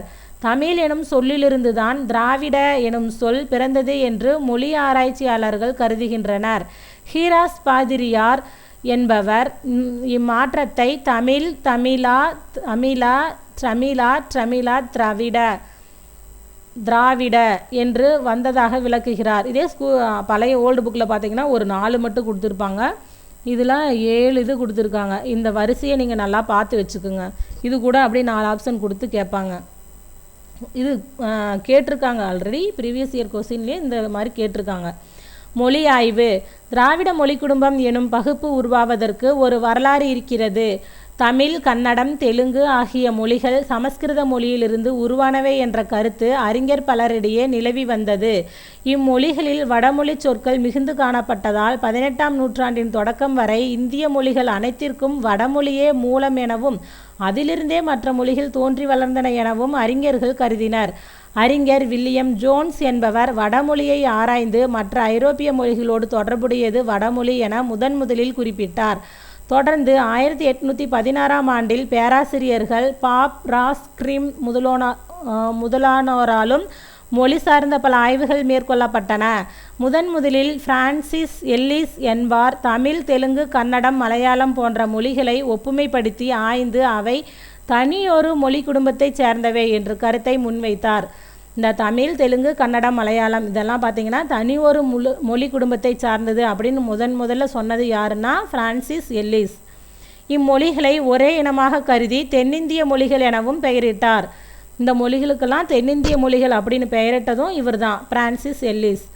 இதனையொட்டி மால்தோ, தோடா, கோண்டி முதலான மொழிகள் பற்றிய ஆய்வுகள் மேற்கொள்ளப்பட்டன. ஹோக்கன் என்பார் மொழிகள் அனைத்தையும் இணைத்து தமிழியன் என்று பெயரிட்டதோடு ஆரிய மொழிகளிலிருந்து இவை மாறுபட்டவை என்றும் கருதினார். மார்க்ஸ் முல்லரும் இதே கருத்தை கொண்டிருந்தார். 1856 திராவிட மொழிகளின் ஒப்பிலக்கணம் எனும் நூலில் கால்டுவெல் திராவிட மொழிகள் ஆரிய மொழி குடும்பத்திலிருந்து வேறுபட்டவை எனவும் இம்மொழிகள் சமஸ்கிருத மொழிகளுக்குள்ளும் செல்வாக்கு செலுத்தியுள்ளன எனவும் குறிப்பிட்டார். இதனை மேலும் உறுதிப்படுத்த பல்வேறு இலக்கண கூறுகளை சுட்டிக்காட்டி திராவிட மொழிகளுக்குள்ளும் இருக்கும் ஒற்றுமைகளையும் எடுத்துரைத்தார். கால்டுவெல்லுக்கு பின்னர் ஸ்டென்ஹனோ, கே.வி. சுப்பையா, எல்.வி. ராமசுவாமி, பரோ, எமினோ, கமில் ஸ்வலபில், ஆந்த்ரனோ, தேப்போ, மீனாட்சி சுந்தரம் முதலான அறிஞர்கள் திராவிட மொழிகளின் ஆய்விற்கு பங்களிப்பு செய்தவர்களில் குறிப்பிடத்தக்கவர்கள். திராவிட மொழி குடும்பம். திராவிட மொழி குடும்பம் மொழிகள் பரவிய நில அடிப்படையில் தென் திராவிட மொழிகள், நடுதிராவிட மொழிகள், வடதிராவிட மொழிகள் என 3ஆக வகைப்படுத்தப்பட்டுள்ளது. திராவிட மொழி குடும்பத்தில் உள்ள தமிழ், கன்னடம், மலையாளம் முதலானவை தென் திராவிட மொழிகள் எனவும், தெலுங்கு முதலான சில மொழிகள் நடுதிராவிட மொழிகள் எனவும், பிராய்ஹி முதலான வடதிராவிட மொழிகள் எனவும் பகுக்கப்பட்டுள்ளன. இந்த பாக்ஸை படிச்சுக்கோங்க. இது ஓல்டு ஸ்கூல் புக்லேயே கொடுத்துருந்தாங்க. அதில் ஒரு 2-3 கம்மியாக இருந்திருக்கும். அதில் மொத்தம் 23 திராவிட மொழிகள் இருக்கிற மாதிரி கொடுத்துருப்பாங்க. இதில் பார்த்தீங்கன்னா 25 26 இருக்குதுன்னு நினைக்கிறேன். 2 4 6 8 10 12 14 16 18 20 22 24 25 மொத்தம் 25 இருக்குது. இந்த பாக்ஸில் இருக்கிறத படிச்சுக்குங்க. எது எது தென் திராவிடம், எது எது நடு திராவிடம், எது வட திராவிடம் அப்படின்னு. மேலுள்ள பட்டியலில் உள்ள மொழிகள் தவிர அண்மையில் கண்டறியப்பட்ட எருகலா, தங்கா, குறும்பா, சோழிகா ஆகிய 4 மொழிகளையும் திராவிட மொழிகள் என கூறுவர். அண்மையில் கண்டறியப்பட்ட திராவிட மொழிகள் அப்படின்னு கூட கேட்கலாம். அப்படி கேட்டால் என்னென்னா எருகலா, தங்கா, குறும்பா, சோழிகா. திராவிட மொழிகளின் பொது பண்புகள். சொற்களின் இன்றியமையாமை பகுதி வேர்ச்சொல், அடிச்சொல் எனப்படும். சொற்களோட இன்றியமையாத பகுதி என்னன்னா வேர்ச்சொல்லும் அடிச்சொல்லும். திராவிட மொழிகளின் சொற்களை ஆராய்ந்தால் அவை பொதுவான அடிச்சொற்களை கொண்டிருப்பதை காண முடிகிறது. இந்த பாக்ஸில் என்ன கொடுத்துருக்காங்கன்னா, தமிழ் வடமொழியின் மகளன்று, அது தனி குடும்பத்திற்கு உரிய மொழி, சமஸ்கிருத கலப்பின்றி அது தனித்து இயங்கும் ஆற்றல் பெற்ற மொழி, தமிழுக்கும் இந்தியாவின் பிற மொழிக்கும் தொடர்பு இருக்கலாம் அப்படின்னு சொன்னவர் கால்டுவெல். இதுவும் ப்ரீவியஸ் கொஸ்டின் தான். அதாவது பார்த்தீங்கன்னா திராவிட மொழிகளின் சொற்களை ஆராய்ந்தால் அவை பொதுவான அடிச்சொற்களை கொண்டிருக்கும் அப்படின்னு சொல்கிறாங்க. அதுக்கு சான்றாக என்ன சொல்கிறாங்கன்னா, தெலுங்கில், தமிழில், கன்னடத்துலாம் ஒரே மாதிரி அடிச்சொற்கள் என்னென்ன இருக்குது அப்படிங்கிறது கொஞ்சம் இங்கே கொடுத்துருக்காங்க. இதை பார்த்துக்குங்க. நெக்ஸ்ட்டு குறில் நெடில் வேறுபாடு. திராவிட மொழிகளில் உயிர் எழுத்துக்களில் உள்ள குறில் நெடில் வேறுபாடுகள் பொருள் வேறுபட்டு துணை செய்கின்றன, பொருளை வேறுபடுத்த துணை செய்கின்றன. என்னென்னா அடி அப்படின்னா குறில், ஆடி அப்படின்னா நெடில். இதுக்கு 2க்கும் வித்தியாசம் இருக்குது. அடினா அடிக்கிறது, ஆடினா கண்ணாடி, முகம் பார்க்குற கண்ணாடி அந்த மாதிரி. வலி அப்படிங்கிறது குறில், வாலி அப்படிங்கிறது நெடில். பால் பாகுபாடு. திராவிட மொழிகளில் பொருள்களின் தன்மையை ஒட்டி பால் பாகுபாடு அமைந்துள்ளது. ஆனால் வடமொழியில் இவ்வாறு அமையவில்லை. உயிரற்ற பொருட்களுக்கும் கண்ணுக்கே புலப்படாத நுண்பொருள்களும் கூட ஆண் பெண் என்று பாகுபடுத்தப்படுகின்றன.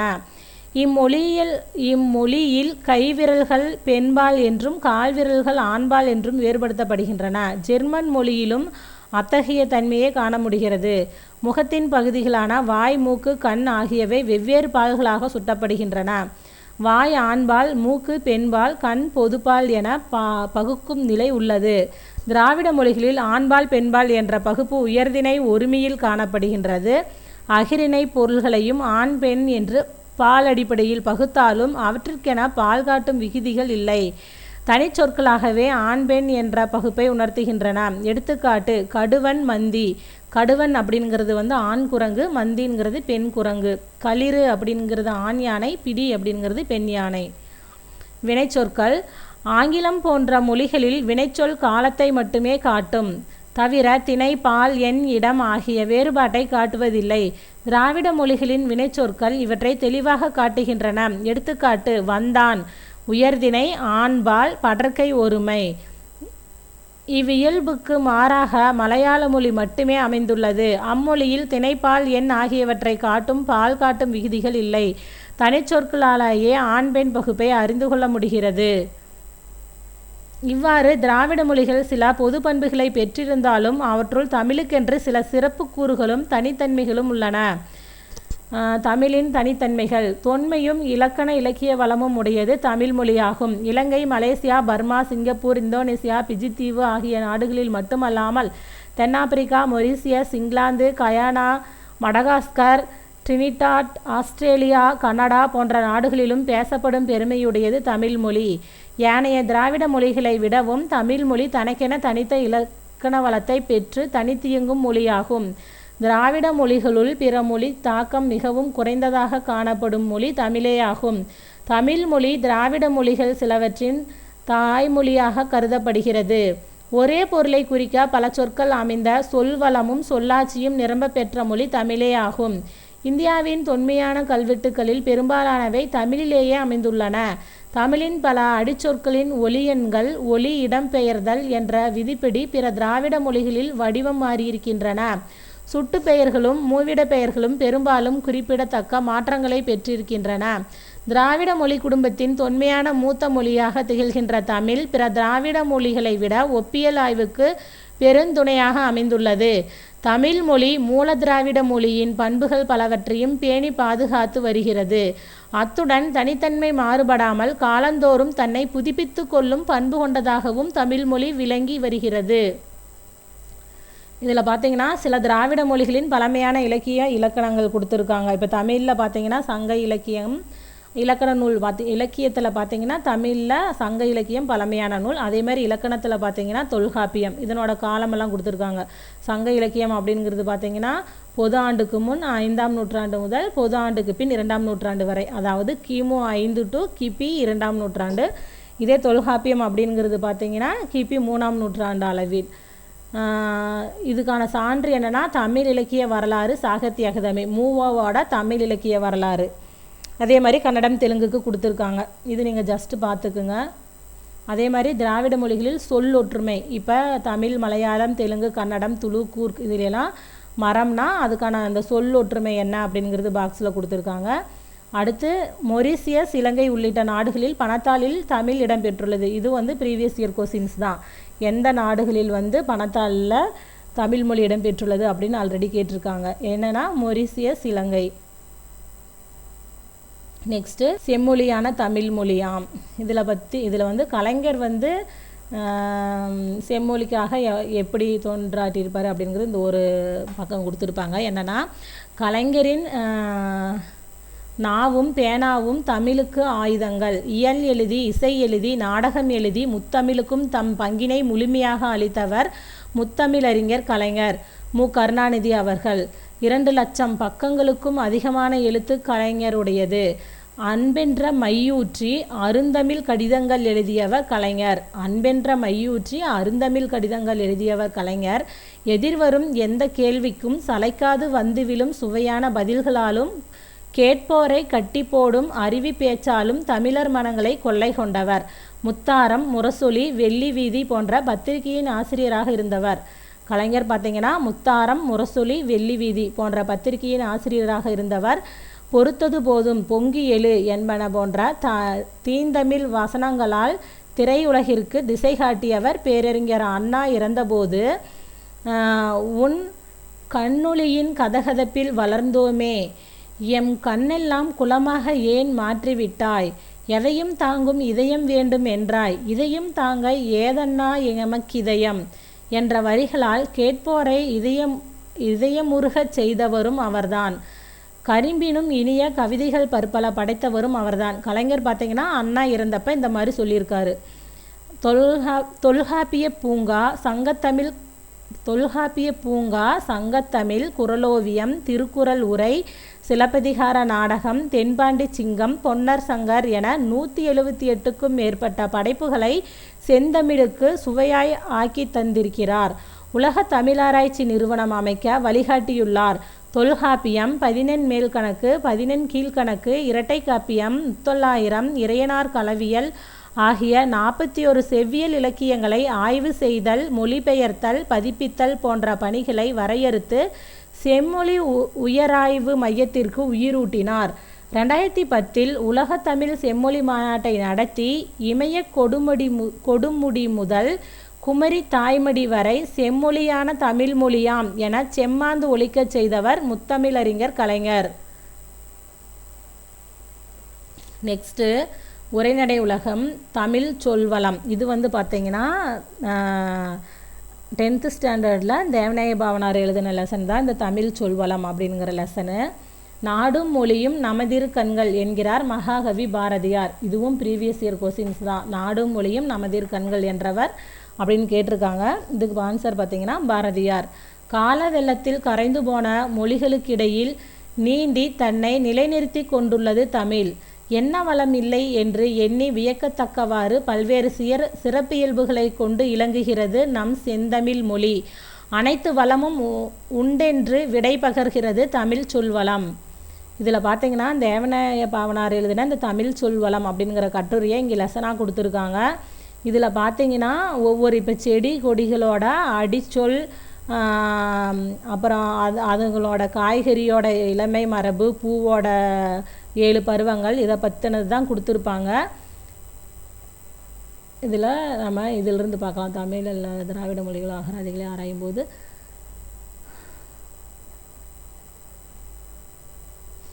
இதில் தமிழில் மட்டும் பயன்படுத்தப்பட்டு தமிழுக்கே சிறப்பாக உரியனவாக கருதப்படும் சொற்கள் மட்டுமின்றி தெலுங்கு, கன்னடம் முதலிய பிற திராவிட மொழிகளுக்கு உரியனவாக கருதப்படும் சொற்களும் தமிழில் உள்ள என்கிறார் கால்டுவெல். அதுக்கப்புறம் இதெல்லாம் கொஸ்டினாக கேட்பாங்க, அதனால் இதை நீங்கள் கண்டிப்பாக பார்த்து வச்சுக்கோங்க. என்னென்னா அடிவகை, ஒரு தாவரத்தின் அடிப்பகுதியை குறிப்பதற்கான சொற்கள். நெல், கேழ்வரகு முதலியவற்றின் அடியை தாள் அப்படின்னு சொல்லுவாங்க. கீரை, வாழை முதலியவற்றின் அடி தண்டு. நெட்டி, மிளகாய் செடி முதலியவற்றின் அடி கோல். குத்துச்செடி, புதர் முதலியவற்றின் அடி தூறு. அதே மாதிரி கம்பு, சோளம் முதலியவற்றின் அடி தட்டு அல்லது தட்டை. கரும்பின் அடி களி. மூங்கிலின் அடி களை. புளி, வேம்பு முதலியவற்றின் அடி அது அடினே சொல்லுவாங்க. கிளை பிரிவுகள், தாவரங்களின் அடியிலிருந்து பிரிந்து செல்லும் பிரிவுகளுக்கு வழங்கும் சொற்கள். கவை அப்படிங்கிறது என்னன்னா அடிமரத்தினின்று பிரியும் மாபெரும் கிளை. கொம்பு அல்லது கொப்பு அப்படிங்கிறது கவையின் பிரிவு. கிளை அப்படிங்கிறது கொம்பின் பிரிவு. சினை அப்படிங்கிறது கிளையின் பிரிவு. போத்து சினையின் பிரிவு. குச்சு போத்தின் பிரிவு. இணுக்கு குச்சியின் பிரிவு. காய்ந்த அடியும் கிளையும் பெயர் பெறுதல். காய்ந்த தாவரத்தின் பகுதிகளுக்கு வழங்கும் சொற்கள். சுள்ளி அப்படின்னா காய்ந்த குச்சி. காய்ந்த குச்சியை பார்த்திங்கன்னா சுள்ளி அப்படின்னு சொல்கிறாங்க. விறகு அப்படிங்கிறது காய்ந்த சிறு கிளையை விறகுன்னு சொல்கிறாங்க. வெங்கலி அப்படிங்கிறது காய்ந்த களி. கட்டை அப்படிங்கிறது காய்ந்த கொம்பும் கவையும் அடியும், இதெல்லாம் பார்த்திங்கன்னா கட்டை. இலை வகை, தாவரங்களின் இலை வகைகளை குறிக்கும் சொல் இலை. புளி, வேம்பு முதலியவற்றின் இலையை இலைனே சொல்கிறாங்க. நெல், புல் முதலியவற்றின் இலையை தாள்னு சொல்கிறாங்க. சோளம், கரும்பு முதலியவற்றின் இலை தோகை. தென்னை, பனை முதலியவற்றின் இலை ஓலை. சண்டு அப்படிங்கிறது காய்ந்த தாளும் தோகையும். இதுவும் ப்ரீவியஸ் இயர் கொஸ்டின்ஸ் தான். காய்ந்த தாளும் தோகையும் எவ்வாறு அழைக்கப்படுகிறது அந்த மாதிரி கேட்டிருக்காங்க. அது சண்டு. காய்ந்த இலை சருகு. இது நீங்கள் கண்டிப்பாக நல்லா படிச்சுக்குங்க. இது உங்களுக்கு சொற்பொருள்லேயும் வரும், ப்ளஸ் இந்த என்ன சொல்கிறது திராவிட மொழிகள்லேயும் வரும், மொழி வளத்துலேயும் வரும். ஸோ இது நீங்கள் படிக்கிறப்ப நல்லா படிச்சுக்குங்க இந்த லெசன். கொழுந்து வகை, தாவரத்தின் நுனிப்பகுதியை குறிக்கும் சொற்கள். துளிர் அல்லது தளிர் அப்படிங்கிறது பார்த்திங்கன்னா நெல், புல் முதலியவற்றின் கொழுந்து துளிர் அல்லது தளிர். புளி, வேம்பு முதலியவற்றின் கொழுந்து முறி அல்லது கொழுந்து. சோளம், கரும்பு, தென்னை, பனை முதலியவற்றின் கொழுந்து குருத்து. கரும்பின் நுனிப்பகுதி கொழுந்தாடை. பூவின் நிலைகள், பூவின் நிலைகளை குறிக்கும் சொற்கள். அரும்பு பூவின் தோற்ற நிலை. போது பூ விரிய தொடங்கும் நிலை. மலர் அல்லது அலர் பார்த்திங்கன்னா பூவின் மலர்ந்த நிலை. வி அப்படிங்கிறது மரஞ்செடியின் பூ விழுந்த நிலை. செம்மல் அப்படிங்கிறது பூ வாடின நிலை. இதில் பார்த்திங்கன்னா இளம் குமரனார் இவரை பற்றி கொடுத்துருப்பாங்க. தமிழாசிரியர், நூலாக்க பணிகளை விரும்பி செய்தவர். சொல்லாராய்ச்சியில் பாவனாரும் வியந்த பெருமகனார். திருச்சிராப்பள்ளிக்கு அருகில் அமைந்துள்ள அல்லூரில் திருவள்ளுவர் தவச்சாலை ஒன்றை அமைத்தவர். பாவனார் நூலகம் ஒன்றை உருவாக்கியவர். தமிழகம் முழுவதும் திருக்குறள் சொற்பொழிவுகளை வழங்கியவர். தமிழ் வழி திருமணங்களை நடத்தியவர். விழிகளை இழக்க நேரிட்டால் கூட தாய் தமிழினை இழந்துவிடக்கூடாது என்று எண்ணியவர். அதற்காக தமிழ் தென்றல் திருவிக்கா போல இமைகளை மூடியபடி எழுதும் ஆற்றலை கற்றுக்கொண்டவர். இறுதி வரை இவ்வாறே எழுதி தமிழுக்கு தனிப்பெரும் புகழை நல்கியவர். பற்பல நூல்களை எழுதியிருப்பினும் இலக்கண வரலாறு, தமிழிசை இயக்கம், தனித்தமிழ் இயக்கம், பாவனார் வரலாறு, குண்டலகேசி உரை, யாப்பெருங்கலம் உரை, புறத்திருட்டு உரை, திருக்குறள் தமிழ் மரபுரை, காக்கை பாடினிய உரை, தேவநேயம் முதலியன இவர்தம் தமிழ் பணியை தரமுயர்த்திய நல்முத்துக்கள். அவர்தாம் உலக பெருந்தமிழர் தமிழ் திரு ரா. இளங்குமரனார். உலக பெருந்தமிழர் என்று அழைக்கப்படுபவர் யார் அப்படின்னா தமிழ் திரு ரா. இளங்குமரனார். இந்த மாதிரி இவங்களுக்கான சிறப்பு பெயர்கள் கொடுத்துருப்பாங்கள்ல, அதை நீங்கள் நல்லா பார்த்து வச்சுக்கோங்க. நெக்ஸ்ட்டு பிஞ்சு வகை. தாவரத்தின் பிஞ்சு வகைகளுக்கு வழங்கும் சொற்கள். பூம்பிஞ்சு அப்படிங்கிறது பூவோடு கூடிய இளம் பிஞ்சு. பிஞ்சு அப்படிங்கிறது இளம் காய். வடு அப்படிங்கிறது மாம்பிஞ்சு. மூசு அப்படிங்கிறது பலா பிஞ்சு. கவ்வை எல் பிஞ்சு. குறும்பை தென்னை பனை முதலியவற்றின் இளம் பிஞ்சு குறும்பை. முட்டுக்குறும்பை அப்படிங்கிறது சிறு குறும்பை. இளநீர் முற்றாத தேங்காய் இளநீர். நுழாய் அப்படிங்கிறது இளம் பாக்கு. கருக்கல் அப்படிங்கிறது இளநெல். கச்சல் அப்படிங்கிறது வாழைப்பிஞ்சு. குலைவகை. தாவரங்களின் குலைவகைகளை குறிப்பதற்கான சொற்கள். கொத்து அப்படிங்கிறது அவரை துவரை முதலியவற்றின் குலை கொத்து. கொடி முந்திரி போன்றவற்றின் குலை குலைனே சொல்லுவாங்க. வாழைக்குலை தாருன்னு சொல்லுவாங்க. கதிர் கேழ்வரகு சோளம் முதலியவற்றின் கதிரை கதிர்னு சொல்கிறாங்க. அலகு அல்லது குரல். நெல் திணை முதலியவற்றின் கதிர் அலகு அல்லது குரல். சீப்பு அப்படிங்கிறது வாழைத்தாரின் பகுதி. வாழைத்தாரின் பகுதி சீப்பு. கெட்டுப்போன காய்கனி வகை. சூம்பல் அப்படிங்கிறது நுனியில் சுருங்கிய காய் சூம்பல். சிவியல் அப்படிங்கிறது சுருங்கிய பழம் சிவியல். பூளு பூச்சி அரித்த காய் அல்லது கனி சொத்தை. சூட்டினால் பழுத்த பிஞ்சு வெம்பல். குளுகுளுத்த பழம் அலியல். குளுகுளுத்து நாரிய பழம் அல்லது காய் அழுகல். சொண்டு அப்படிங்கிறது பதராய் போன மிளகாய் சொண்டு. கோட்டான்காய் அல்லது கூகைக்காய். கோட்டான் உட்கார்ந்ததினால் கெட்டு போன காய் தான் பார்த்தீங்கன்னா கோட்டான்காய். தேரைக்காய் தேரை அமர்ந்ததினால் கெட்ட காய். அல்லிக்காய் தேரை அமர்ந்ததினால் கெட்ட தேங்காய் அல்லிக்காய். ஒல்லிக்காய் அப்படிங்கிறது தென்னையில் கெட்ட காய். பழத்தோல் வகை. தொலி அப்படிங்கிறது மிக மெல்லியது. தோல் அப்படிங்கிறது திண்ணமானது. தோடு அப்படிங்கிறது வன்மையானது. ஓடு மிக வன்மையானது. குடுக்கை சுரையின் குடுவை. மட்டை தேங்காய் நெற்றின் மேற்பகுதி. உமி நெல் கம்பு முதலியவற்றின் மூடி உமி. கொம்மை அப்படிங்கிறது வரகு கேழ்கு முதலியவற்றின் உமி கொம்மை. மணிவகை. நெல் புல் முதலிய தானியங்களை கூலம் அப்படின்னு சொல்லுவாங்க. அவரை உளுந்து முதலியவை பயிறு வகைகள். வேர்க்கடலை கொண்டைக்கடலை முதலியவை கடலை. கத்திரி மிளகாய் முதலியவற்றின் வித்து விதை. புளி காஞ்சிரை அதாவது நச்சு மரம் முதலியவற்றின் வித்து கால். வேம்பு ஆமணுக்கு முதலியவற்றின் வித்து முத்து. மா பனை முதலியவற்றின் வித்து கொட்டை. தென்னையின் வித்து தேங்காய். அவரை துவரை முதலியவற்றின் பயிர்கள் முதிரை. இளம் பயிர் வகைகள். தாவரங்களின் இளம் பருவத்திற்கான சொற்கள். நெல் கத்திரி முதலியவற்றின் இளநிலை நாற்று. மா புளி வாழை முதலியவற்றின் இளநிலை கன்று. வாழையின் இளநிலை குருத்து. தென்னையின் இளநிலை பிள்ளை தென்னம்பிள்ளை அப்படின்னு சொல்கிறோம்ல அதுதான். விழாவின் இளநிலை குட்டி. மடலி அல்லது வடலி அப்படிங்கிறது பனையின் இளநிலை. பைங்கூழ் அப்படிங்கிறது நெல் சோளம் முதலியவற்றின் பசும்பயிர்.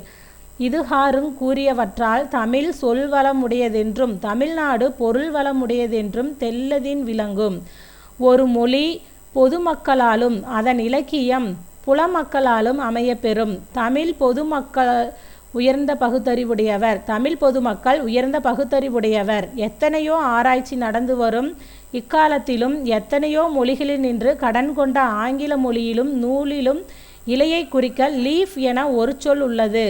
ஆங்கில நூல்களிலும் வேறு பல வகைகளிலும் இலைகளை பாகுபாடு செய்தானேயன்றி தமிழ் பொதுமக்களைப் போல வன்மை மென்மை பற்றி தாள் இலை தோகை ஓலை என பாகுபாடு செய்தாரில்லை. இத்தகைய பாகுபாடு ஏனைய உறுப்புகளுக்குள்ளும் செய்யப்பட்டது முன்னர் காட்டப்பெற்றது. அதாவது பார்த்தீங்கன்னா இங்கிலீஷில் இலையை வந்து லீஃப் அப்படின்னு மட்டும்தான் சொல்கிறாங்க. இப்போ தமிழில் சொல்கிற மாதிரி தாள், இலை. இலையை வந்து ஒரு சிலதோட இலையை தாள்னு சொல்கிறோம், ஒரு சிலது இலைன்னு சொல்கிறோம், ஒரு சிலது தோகைன்னு சொல்கிறோம். இந்த மாதிரி வேறுபாடெல்லாம் இங்கிலீஷில் இல்லையாம். அதுதான் சொல்கிறாங்க இங்கே இந்த பாரால. தமிழ்நாடு எத்தனை பொருள் வளம் உடையது என்பது அதன் விளைபொருள் வகைகளை நோக்கினாலே விளங்கும். பிற நாடுகளில் உள்ள கூலங்கள் எல்லாம் சிலவாகவும் சிலவகைப்பட்டனவாகவும் இருக்க, தமிழ்நாட்டில் உள்ளவையோ பலவாகவும் கலிபல வகைப்பட்டனவாகவும் இருக்கின்றன. எடுத்துக்காட்டாக கோதுமையை எடுத்துக்கொள்ளின். அதில் சம்பா கோதுமை, குண்டு கோதுமை, வார்கோதுமை முதலிய சில வகைகளே உண்டு. ஆனால் தமிழ்நாட்டு நெல்லிலோ செந்நெல், வெண்ணெல், கார்நெல் என்றும் சம்பா, மட்டை, கார் என்றும் பல வகைகள் இருப்பதுடன் அவற்றுள் சம்பாவில் மட்டும் ஆவிரச்சம்பா, ஆனைக்கொம்பன் சம்பா, குண்டுச்சம்பா, குதிரைவாலி சம்பா, சிறுமணிச்சம்பா, சீரகச்சம்பா முதலிய 60 உள்வகைகள் உள்ளன. இவற்றோடு வரகை, காடைக்கண்ணி, குதிரைவாலி முதலிய சிறுகூலங்கள் தமிழ்நாட்டிலின்றி வேறெங்கும் விளைவதில்லை. தமிழ்நாட்டுள்ளும் தென்னாட்டிலேயே அவை விளைகின்றன. பழங்காலத்தில் விளைந்த அளவு பொன்னும் மணியும் முத்தும் பவளமும் இன்று விளையாவிடினும் அருமையான கூலங்களும் சிறு கூலங்களும் இன்றும் தென்தமிழ் நாட்டில் விளைந்து வருவது கண்கூடு. ஒரு நாட்டு வளத்திற்கு தக்கபடியே அந்நாட்டு மக்களின் அறிவொழுக்கங்களும் அமைந்திருக்கும். நாட்டின் தனிபெரும் வலையே பண்டை தமிழ் மக்கள் தனிபெரும் நாகரிகத்தை உடையவராக இருந்திருக்கின்றனர் என அறிக. திருந்திய மக்களை மற்ற உயிரினின்றும் பிரித்து காட்டுவது மொழியாதலின் அதுவே ஒரு நாட்டாரின் அல்லது இனத்தாரின் நாகரிகத்தை அளந்தறிவதற்கும் சிறந்த வழியாகும். பொருளை கூர்ந்து நோக்கி நுண்பாகுபாடு செய்து அவற்றிற்கேற்ப பருப்பொருள் சொற்களுக்கும் நுண்பொருள் சொற்களுக்கும் அமைத்து கொள்வது சிறந்த மதிநுட்பமும் பண்பாடும் உடைய மக்கட்கே இயலும். இதில் பார்த்தீங்கன்னா தேவநாய பாவனார் பற்றி கொடுத்துருப்பாங்க. பாவனார் தமிழ் சொல்வளம் கட்டுரையில் வித்து வகை, வேர் வகை, அரிதாள் வகை, காய்ந்த இலை வகை, இலைக்காம்பு வகை, பூமடல் வகை, அரும்பு வகை, பூக்காம்பு வகை, இதழ் வகை, காய் வகை, கனி வகை, உள்ளீட்டு வகை, தாவர கழிவு வகை, விதைத்தோல் வகை, பதர் வகை, பயிர் வகை, கொடி வகை. இது வந்து தேவையில்லை, ஆனால் படிச்சுக்குங்க. இதை பற்றின வகைகள் எல்லாம் வந்து இந்த அவரோட சொல்வளம் அந்த கட்டுரையில் கொடுத்துருக்காரு அப்படின்னு இந்த இதில் சொல்லியிருக்காங்க. நெக்ஸ்ட்டாக மொழி ஞாயிறு என்றழைக்கப்படும் தேவநேய பாவனாரின் சொல்லாய்வு கட்டுரைகள் நூலில் உள்ள தமிழ் சொல் வளம் எனும் கட்டுரையில் சுருக்க பாடமாக இடம்பெற்றுள்ளது. இக்கட்டுரையில் சில விளக்க குறிப்புகள் மாணவர்களின் புரிதலுக்காக சேர்க்கப்பட்டுள்ளன. பல்வேறு இலக்கண கட்டுரைகளையும் மொழி ஆராய்ச்சி கட்டுரைகளையும் எழுதிய பாவனார் தமிழ் சொல்லாராய்ச்சியில் உச்சம் தொட்டவர். செந்தமிழ் சொற்பிறப்பியல் அகர முதலி திட்ட இயக்குனராக பணியாற்றியவர். உலக தமிழ் கழகத்தை நிறுவி தலைவராக இருந்தவர். இதில் பார்த்தீங்கன்னா நம்ம தமிழின் தொன்மை சிறப்பு திராவிட மொழிகள் இதுக்கான லெசன்ஸ் மட்டும்தான் பார்த்துருக்கோம். இதுக்கு அடுத்த வீடியோவில் மற்றது பார்க்கலாம். நன்றி, வணக்கம்.